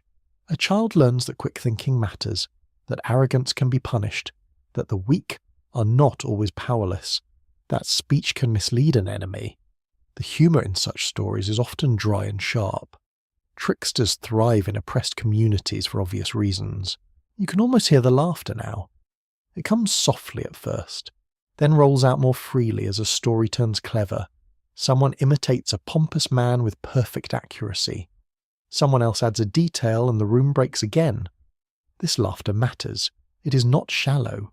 It is release, judgment, and social glue all at once. The plantation wants solemn obedience. The quarters answer, at times, with comic intelligence. Memory lives here too, not only in tales but in names, phrases, recipes, gestures, and inherited fragments of old worlds. An elder may recall a grandmother's way of blessing a child. A woman may sing a melody whose origin she cannot fully explain, though it carries older patterns in its turns. A man may prepare food with methods shaped by generations before him. Children absorb these things without formal instruction. They grow up inside them. That is how culture survives when books are scarce and power is hostile. Smell and touch are part of this inner life as much as words are. The scent of pine smoke in hair after an evening prayer, the warmth of shoulders pressed close in a crowded cabin during song, the cool smoothness of beads or a small keepsake held during grief, the bitter fragrance of herbs steeping for a sick child while an elder murmurs a prayer. Spiritual and communal life is not abstract. It moves through the senses. Sunday and holiday moments can deepen these practices, though the amount of free time varies greatly by plantation. On certain days, labour may lighten enough for longer visits, more elaborate meals, extended worship, or gatherings between neighbouring plantations when permission or opportunity allows. Clothing is adjusted more carefully. Head wraps are tied with pride. A man may wash and brush himself as neatly as possible. Songs rise brighter. Couples spend time together. Children run harder. Even under slavery, people recognize special time and try to fill it with meaning. Historians still argue over how independent black religious organization was in 1805 in rural plantation areas compared with towns and cities. In urban settings and some northern communities, free black churches and organized congregations were already developing with increasing visibility. On southern plantations, the picture could be more mixed, shaped by surveillance, geography, denomination, and local custom. Yet even where there was no formal independent church, there was still a deeply rooted religious life made by black people themselves. Institution is not the only measure of spiritual seriousness. Sorrow and consolation often meet in the same gathering. Someone may begin praying over a death, a sale, or an illness. Tears come. Another voice starts a hymn. Soon the room is full of soft agreement, humming and murmured assent. Grief is held collectively because private grief is too heavy to carry alone. In this way, worship becomes social care. Faith is not just doctrine. It is a method of bearing one another's pain. There is also a physical intensity to some gatherings that unsettles white observers, swaying, clapping, crying out, bending low, moving in circles, repeating lines until feeling and rhythm join together. Later generations would give names to some of these worship forms, but the roots are already here in 1805. The body is not excluded from prayer, it is involved completely. After days spent labouring under coercion, to move your own body in praise can feel like reclaiming it. Children grow up inside this soundscape. They hear prayers before sleep. They learn refrains before they understand every word. They watch older people close their eyes during a hymn and seem, for a moment, beyond the reach of the plantation. A child may not yet grasp theology, but the child understands reverence, pattern, comfort, and belonging. That is enough to begin. Music and faith become part of how the young learn who they are. A scholarly uncertainty remains around the exact wording and melodies of many early songs because so little was written down by the singers themselves at this date. What survives later may preserve old elements, but no historian can reconstruct every 1805 gathering with confidence. Still, the broad outline is solid. Song, prayer, biblical reinterpretation, oral memory, and communal ritual were central features of Black life. The evidence comes from enough different directions to make the picture clear, even if some details remain shadowed. Sometimes these gatherings also carry practical information, news about a relative, word of a birth, a warning about a trader seen nearby, advice on a harsh overseer, directions for herbs that ease fever.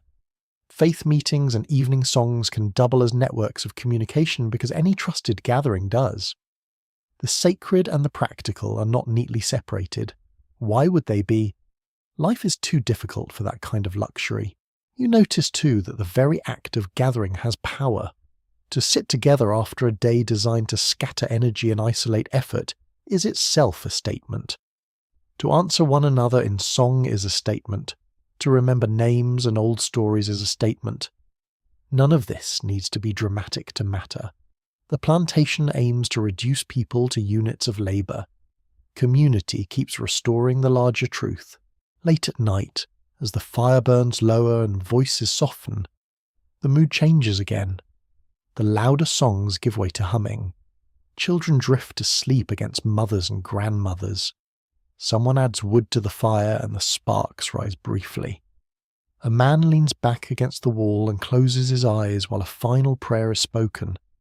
Outside, the fields lie dark and still, almost gentle in appearance, though everyone knows what morning will demand from them.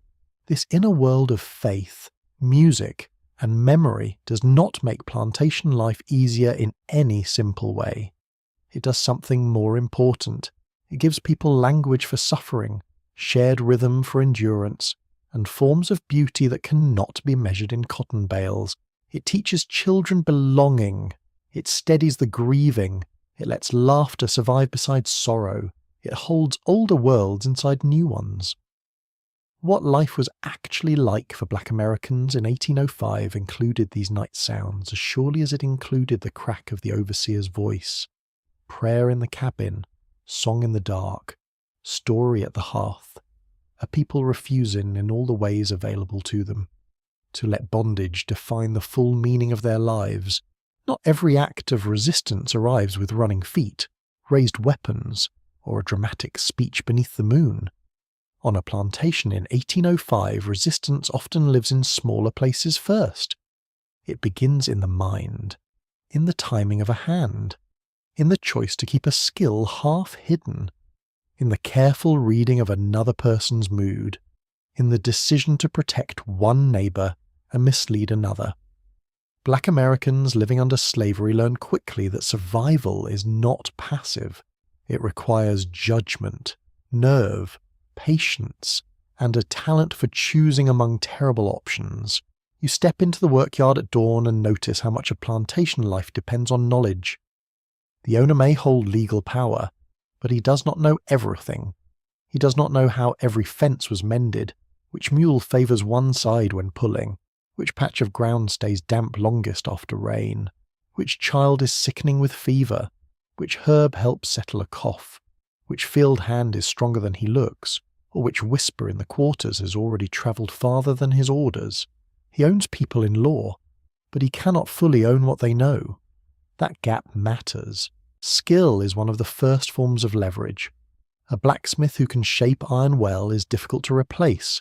A carpenter who understands timber, joints, and repair holds practical value beyond ordinary field labour. A seamstress who can cut and mend clothing efficiently, a cook who can manage large meals, a boatman who knows currents, a driver who understands labour rhythms, a midwife trusted by women across the quarters. All these people carry abilities the plantation needs. White owners often prize such skill while pretending it reflects well on themselves, as though talent naturally blooms under oppression, out of gratitude. The truth is simpler and less flattering. Black skill keeps the plantation alive. That skill can create narrow spaces for negotiation. A valued artisan may sometimes gain slightly better clothing, more movement, or a little informal influence. A trusted driver may speak on behalf of a sick worker. A cook in the main house may overhear plans. A stable hand may carry messages through the yard. None of this equals freedom. It can, however, alter the daily balance of power in subtle ways. Historians agree that skilled labour often shaped status within enslaved communities and within plantation management. They still debate how much real autonomy particular skilled workers could exercise. Since one plantation's prized craftsman might be another plantation's tightly watched asset.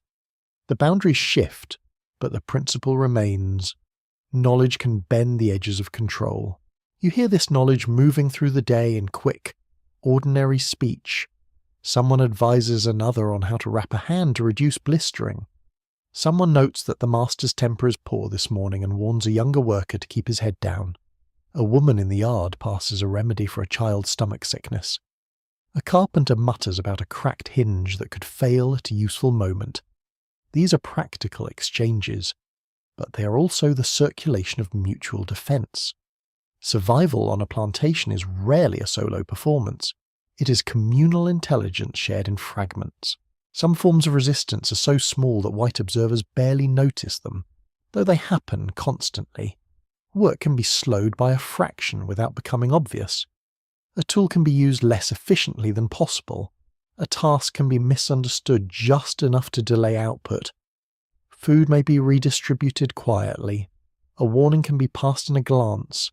A message can be disguised as casual talk. Feigned ignorance becomes an art. So does selective obedience. The plantation asks for total submission. Often it receives performance instead. There is a dry humour in that performance. An enslaved man may nod politely while thinking the overseer a fool. A woman may answer in the expected tone while privately rearranging the entire burden of the day to protect her household. A teenager may appear clumsy before a harsh supervisor, then work with smooth competence when danger passes. White power likes to imagine that outward compliance means inward consent. It usually does not. This misunderstanding is one of slavery's few consistent gifts to the enslaved. Tool-breaking becomes one quiet battlefield. A hoe handle under strain can snap. A wagon part can loosen. A blade can dull sooner than expected. Animals can be handled with just enough confusion to slow progress. Sometimes damage is accidental, because plantation labour is hard on equipment. Sometimes it is not. Historians still argue over how often sabotage had measurable economic effect, since plantation records rarely confess that the labour force was undermining the labour system. Yet even when the material impact was small, the moral meaning was large. To disrupt the smooth operation of a machine built on your suffering is to reclaim a sliver of will. The body itself can be used strategically. Illness may be real, exaggerated, or carefully performed, depending on need. A worker might slow movement to conserve strength, protect an injury, or reduce output without inviting immediate punishment. someone may hide full ability to avoid being assigned even more punishing labour. This is a delicate game, since obvious malingering can bring violence. The skill lies in giving the system just enough to pass while preserving some inner reserve. It is exhausting to maintain, but many do. Women often resist in ways plantation records especially fail to notice. They protect children, conceal pregnancies until they can no longer be hidden, hide food, exchange remedies, pass news through domestic spaces, shape the tone of the cabins, and sometimes refuse sexual access in whatever ways are possible under extreme danger. Refusal may not look dramatic from outside. It may take the form of evasion, community shielding, strategic silence, or seeking protection through kin networks. The system's violence against women was profound. So was women's ingenuity in pushing back against it. Children learn resistance too, though in smaller forms at first. They keep secrets badly and then better. They carry messages wrapped in innocent errands. They learn which questions not to answer honestly. They play games that mimic authority and mock it at the same time. A child rolling his eyes the moment an overseer turns away may seem like a tiny thing. It is a tiny thing. Tiny things matter when dignity has few places to stand. One curious detail from accounts of enslaved life is how often white people misread laughter. They might hear amusement in the quarters and assume contentment, when the laughter could be satire, mockery, release, or the simple refusal to let sorrow occupy every inch of the soul. Humour can be resistance because it judges power without kneeling before it. A joke about a planter's vanity, a story about a mule wiser than its master, an imitation of a pompous preacher. These are not revolutions. They are still acts of freedom in the mind. Running away is the form of resistance white society fears most openly. In 1805, escape is already part of plantation reality, though its chances and forms vary greatly by region. Some fugitives seek brief absence, hiding in woods or swamps for a few days to avoid punishment or recover from strain. Others try to reach relatives on nearby plantations. A smaller number attempt full escape toward towns, frontier spaces, Spanish Florida, or northern regions where slavery may be less entrenched. The risks are enormous. Dogs, patrols, unfamiliar terrain, hunger, betrayal, and harsh punishment upon capture all stand in the way. Yet people still run, which tells you everything necessary about how unbearable plantation life could be. You can imagine the feeling of such a decision. Night air against the face, the smell of pine, marsh, or river mud, feet moving over roots in the dark, every sound too loud, every light in the distance uncertain. Freedom is not a clear road with signposts. It is a direction guessed at through terror and hope. Some fugitives succeed for a while. Some are taken quickly. Some disappear into stories never fully resolved. Historians continue to debate the exact scale of escape at different dates because the record is uneven, but nobody doubts its reality. The road away from bondage was always in black thought, even when it could not be taken. Resistance also appears in the defense of culture, to keep a story alive, to preserve a naming custom, to sing a forbidden rhythm, to pray in your own words, to teach a child family history. All these acts push back against the plantation's attempt to make people rootless. Cultural endurance is sometimes treated as softer than open defiance, but that is a mistake. A system built on domination needs its victims to forget themselves. Memory refuses that demand. Literacy, where it exists, becomes another charged form of power. In 1805, literacy among enslaved people is uneven and often deliberately suppressed. Yet some do learn to read or write through white children, hired work, religious instruction, urban contact, or secret teaching within black communities. Even partial literacy can widen the mind and complicate control. A person who can read a pass, identify a name, follow a Bible verse independently, or scratch out a message holds something dangerous. White anxiety about black literacy grows from this truth. Words can travel farther than chains. Poisoning fears also circulate widely in slaveholding society, though the reality behind them is difficult to measure. White people often imagine rebellion in exaggerated forms because guilty consciences are nervy creatures. Some accusations likely reflect paranoia or attempts to justify harsher control. At the same time, there were real cases of poisoning, arson, and retaliatory violence carried out by enslaved people in different times and places. Historians remain cautious here because evidence is patchy and often filtered through frightened or dishonest white witnesses. What can be said safely is that slaveholders feared the hidden hand for good reason. A people subjected to constant violence did not always answer gently. Community protection may be the most important resistance of all. Someone hides a pregnant woman's fatigue from an overseer. Someone feeds a hungry child whose mother is ill. Someone warns that traders are in the area. Someone shelters a runaway for a night or tells him which creek bed to follow. Someone keeps an elder's knowledge alive by listening carefully. These actions may not make headlines in a history book, but they keep people alive long enough to have a history at all. The sensory world of resistance is not grand. It is made of whispers, gestures, hidden objects, and careful timing. The scrape of a bench moved to cover a small store of food, the smell of herbs tucked into cloth, the touch of a folded note pressed into a hand, the hush that falls when unsafe ears approach, the sound of feet softening on a path at night. Resistance often depends on not being seen, and invisibility has its own atmosphere. There are also moments when resistance becomes collective in more visible ways. A group may slow together.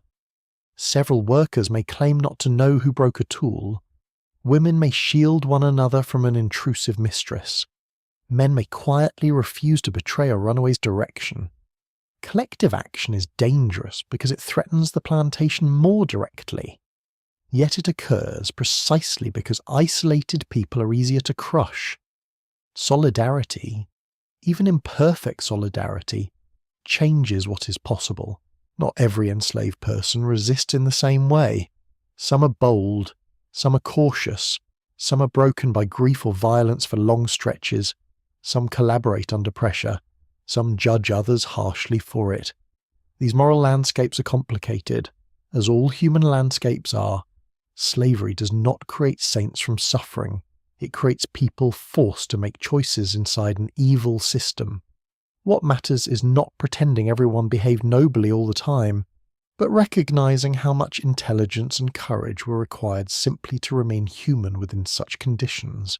A planter looking over his fields may imagine he sees obedience. Rows worked, cotton gathered, cabins occupied, no visible revolt. He mistakes surface for truth. Beneath that surface run currents he cannot fully chart. Resentment, planning, love, mockery, grief, memory, skill, small acts of refusal, sudden chances taken, chances missed, calculations made every day about risk and need. The plantation never commands the whole person. It commands the body by force. The rest is a constant contest.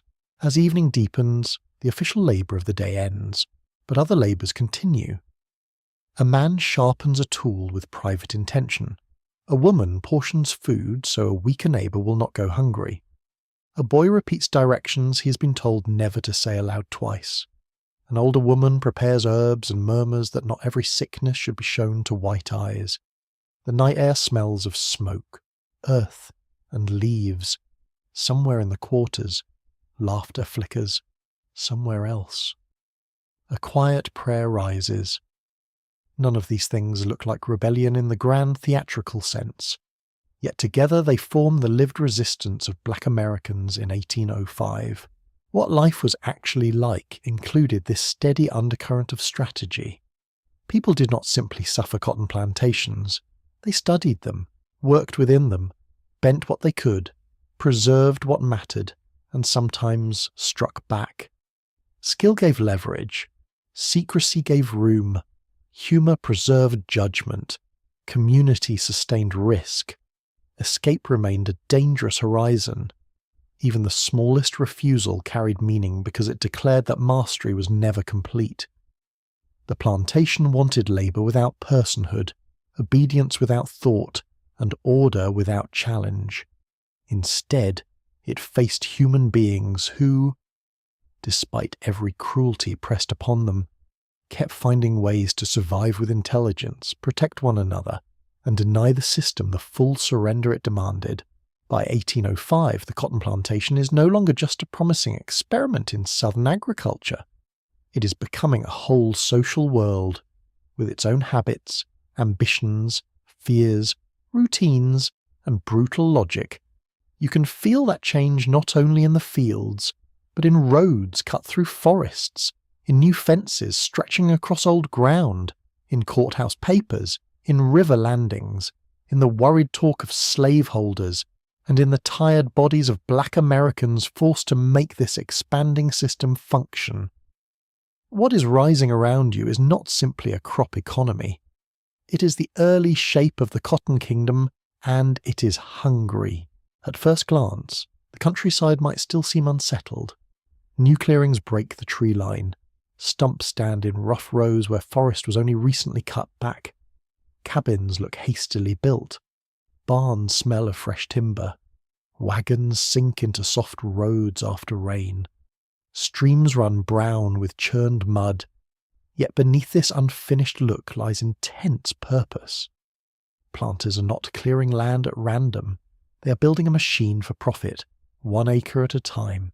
Cotton draws them onward because the market keeps promising reward.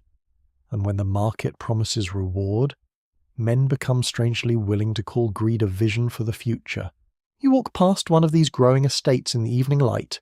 The field rows run long and deliberate, already suggesting the scale to come. The gin house stands ready. Not elegant, but important. The big house may still be modest by later standards, yet its placement announces authority. Nearby are the quarters, the kitchen, the smokehouse, the animal pens, the workyard, all arranged to keep labour close and supervision easy. The plantation is becoming more than a workplace.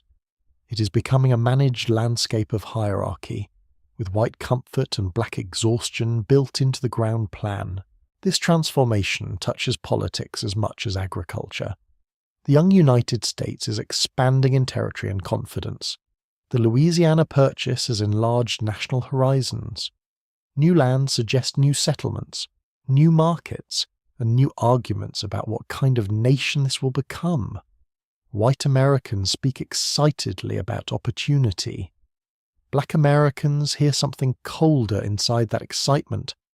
Expansion for slaveholders usually means more forced movement, more forest turned into fields, more demand for labour, and more power for men who already believe liberty belongs mainly to themselves. Historians widely agree that cotton's growth in the early 19th century helped deepen slavery rather than weaken it. Some earlier observers imagined slavery might fade over time, especially in places where old crops declined or revolutionary ideals stirred moral unease. Cotton interrupts that hope with startling force. It gives slavery fresh profitability. It ties plantation labour more tightly to global markets. It makes land, credit, and human bondage reinforce one another. Scholars still debate how inevitable this development was in 1805, since history rarely arrives wearing a clear label that says disaster ahead.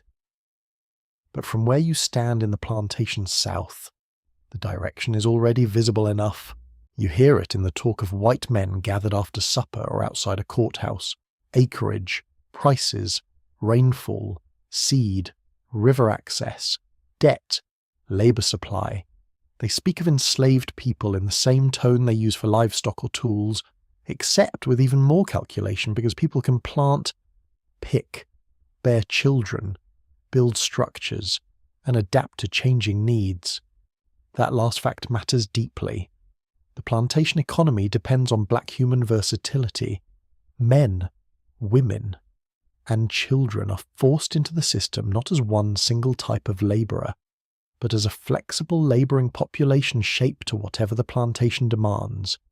Field work, domestic work, skilled trades, transport, childcare, cooking, washing, repair, healing, all of it feeds the larger engine.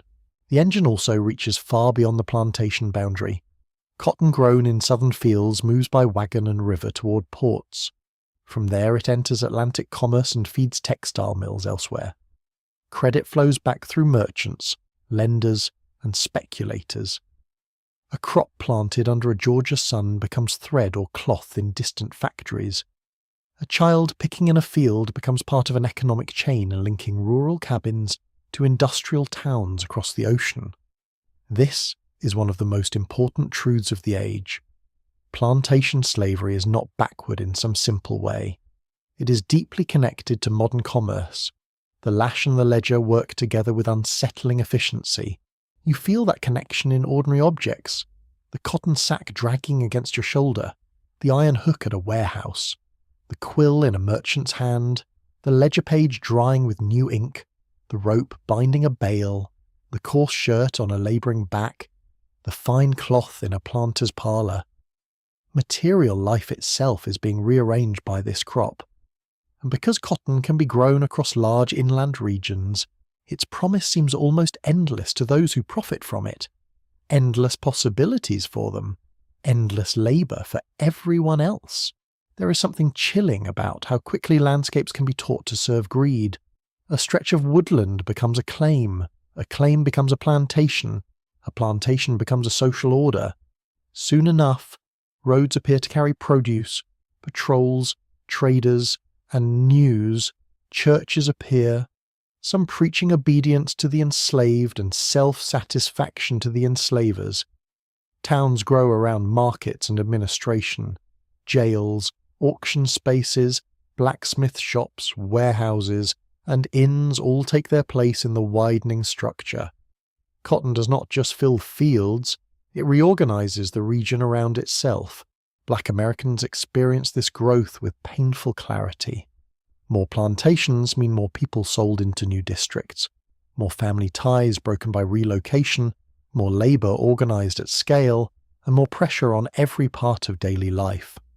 A larger plantation can mean more community among the enslaved, which may strengthen support networks, marriage options, worship, and shared culture. It can also mean harsher discipline, more impersonal management, and greater efficiency in exploitation. Small holdings carry different risks, including isolation and sale due to financial instability. There is no perfect setting inside slavery. The system adapts its cruelty to size remarkably well.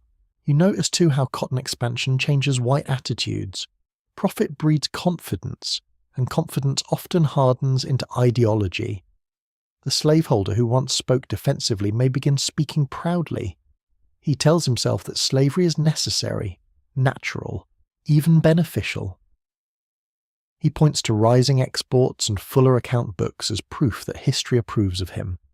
Prosperity gives moral cowardice a polished voice. It becomes easier for him to call bondage a positive good when bondage is buying him silver spoons and better horses. At the same time, fear grows alongside pride. A larger enslaved population means a larger labour force to control. More people in bondage means more potential runaways, more whispered plans, more anxiety about revolt, more dependence on surveillance and punishment. White confidence and white fear travel together in cotton country like unpleasant twins. The master boasts of order by day and worries about rebellion by night. He wants the wealth produced by black labour without ever fully trusting the labourers whose skill makes that wealth possible. It is not a peaceful society under the surface, no matter how calmly the fields may shine at sunset. One interesting detail from the early plantation South is how quickly people began to imagine cotton wealth in almost dreamy terms. Letters and local talk could sound feverish, full of estimates, schemes, and confidence that fortunes were waiting just beyond the next tract of land. Land speculation and crop ambition often moved faster than roads, buildings, or common sense. men with borrowed money and large hopes pushed forward, certain they could master soil, markets, and human beings alike. Such optimism might seem ridiculous if it were not built on so much suffering. Black life within this expanding world becomes increasingly shaped by systems rather than local accident. Work rhythms grow more standardized. Cotton processing creates new expectations. Domestic slave trading strengthens roots inland. Plantation records become more detailed where owners want tighter management. A child born in 1805 may enter a more organized cotton regime than one born only a generation earlier. The violence is not less personal for being systematized. In some ways, it is worse. Cruelty becomes routine, administrative, and economically rational. Few things are more dangerous than evil that believes it is efficient, and still, Black Americans continue making worlds within the world forced upon them. The Cotton Kingdom may expand, but it cannot erase the networks of kin, faith, humour, memory, and practical intelligence that sustain the enslaved. In fact, the growth of larger plantation communities can sometimes deepen shared culture, even while worsening labour demands. Songs travel, stories spread, skilled people teach others, midwives preserve knowledge, families form across difficult conditions, children learn names, warnings, and ways of seeing. This does not soften slavery's rise. It shows that black life is larger than the system trying to contain it. You can see that larger life at dusk in the quarters. A woman with aching shoulders still finds time to braid a child's hair neatly. A man worn down by field labour still listens for news of kin. An elder still tells a story that makes tired people laugh. A group still gathers to pray. Someone still saves seed from a garden patch. Someone still mends a shirt carefully enough to make it last. Someone still remembers an old phrase and passes it on. The plantation counts labour output. It does not know how to count these things, which is one reason they matter so much. Scholars continue to debate how early the full social identity of the Cotton Kingdom was understood by the people living inside its beginnings. Did ordinary planters in 1805 already sense they were helping build a vast regional order, or were many simply chasing immediate profit one season at a time? The answer is likely mixed. Some surely thought only of the next harvest. Others saw a broad future opening before them. Enslaved black people may not have used grand labels for this transformation, but they could certainly feel its effects in harder labour, inland sales, and changing landscapes. You do not need a theory of capitalism to know when your world is tightening. The tightening shows in law and public life too. Legislatures, courts, local officials, and militia structures all end up serving the plantation order, whether openly or through ordinary practice. Property rights and human beings are guarded, mobility is restricted, punishment is backed by law. Community institutions bend toward the protection of slaveholding interests. In that sense, cotton does not merely enrich individuals, it helps shape the political habits of the region. Public authority increasingly leans toward preserving the conditions under which plantation wealth can grow. By now, the smell of cotton country feels inseparable from its social order. Fresh-cut pine from newly cleared tracts, river mud at the landing, hot dust rising from wagon roads, sweating livestock, smoke from the quarters, boiling soap, curing meat, gin house lint thick in the air, wet earth after rain in fields worked hard and worked again. These are the scents of a region reorganizing itself around one crop and the bondage that sustains it. The soundscape changes too. Axes, hammers, wagon wheels, field calls, crying children, horses at the hitching rail, the wooden complaint of the gin, commerce and compulsion speaking at once. What lies ahead from this 1805 vantage is not yet fully written, but much is already set in motion. More land will be seized or purchased into cultivation. More enslaved people will be sold southwest. More fortunes will rise from cotton. More political power will gather around slaveholding interests. More black families will be forced to adapt to this widening plantation order. The future pressing toward you is heavier than the present, and the present is already heavy enough. Yet when you look closely, the story is not only about the growth of a system, it is also about the people who endure inside it.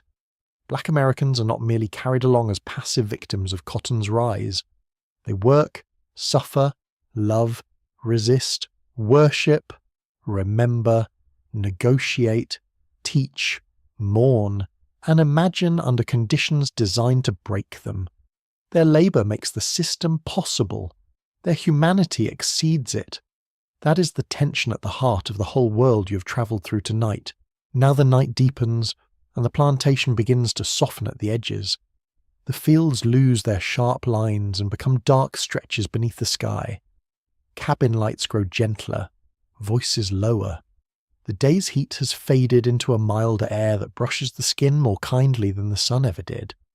Somewhere in the quarters, a last pot is moved off the fire. Somewhere else, a child is already asleep, one hand open on a rough blanket. An older voice murmurs a prayer so softly that it blends with the crickets. The cotton rows lie still for a few precious hours, no longer demanding hands.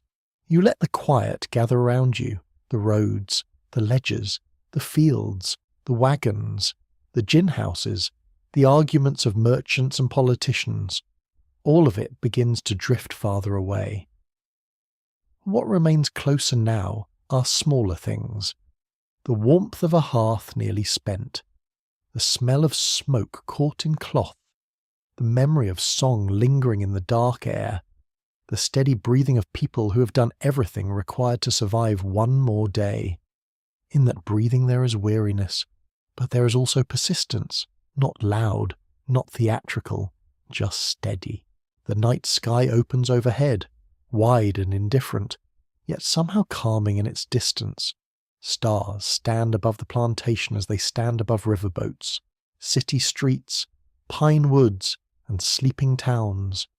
Beneath them, human ambition seems at once enormous and strangely temporary. The cotton will grow and be picked, fortunes will rise and fall, houses will be built, records will be written, but this hour belongs to rest, however brief. You can feel the pace of the world easing, the rough edges turning softer, so you settle into that softness now. The cabins are quieting, the insects keep their patient rhythm. A faint breeze moves through the dark and carries the smell of earth after a long day. The voices that remain are gentle, nearly whispers, then less than whispers. At last there is only the hush of the night itself, holding everything for a little while, and in that hush, with history dimming into darkness and the fields finally still, you can let your thoughts grow lighter, your breathing slower, and your mind drift peacefully into sleep.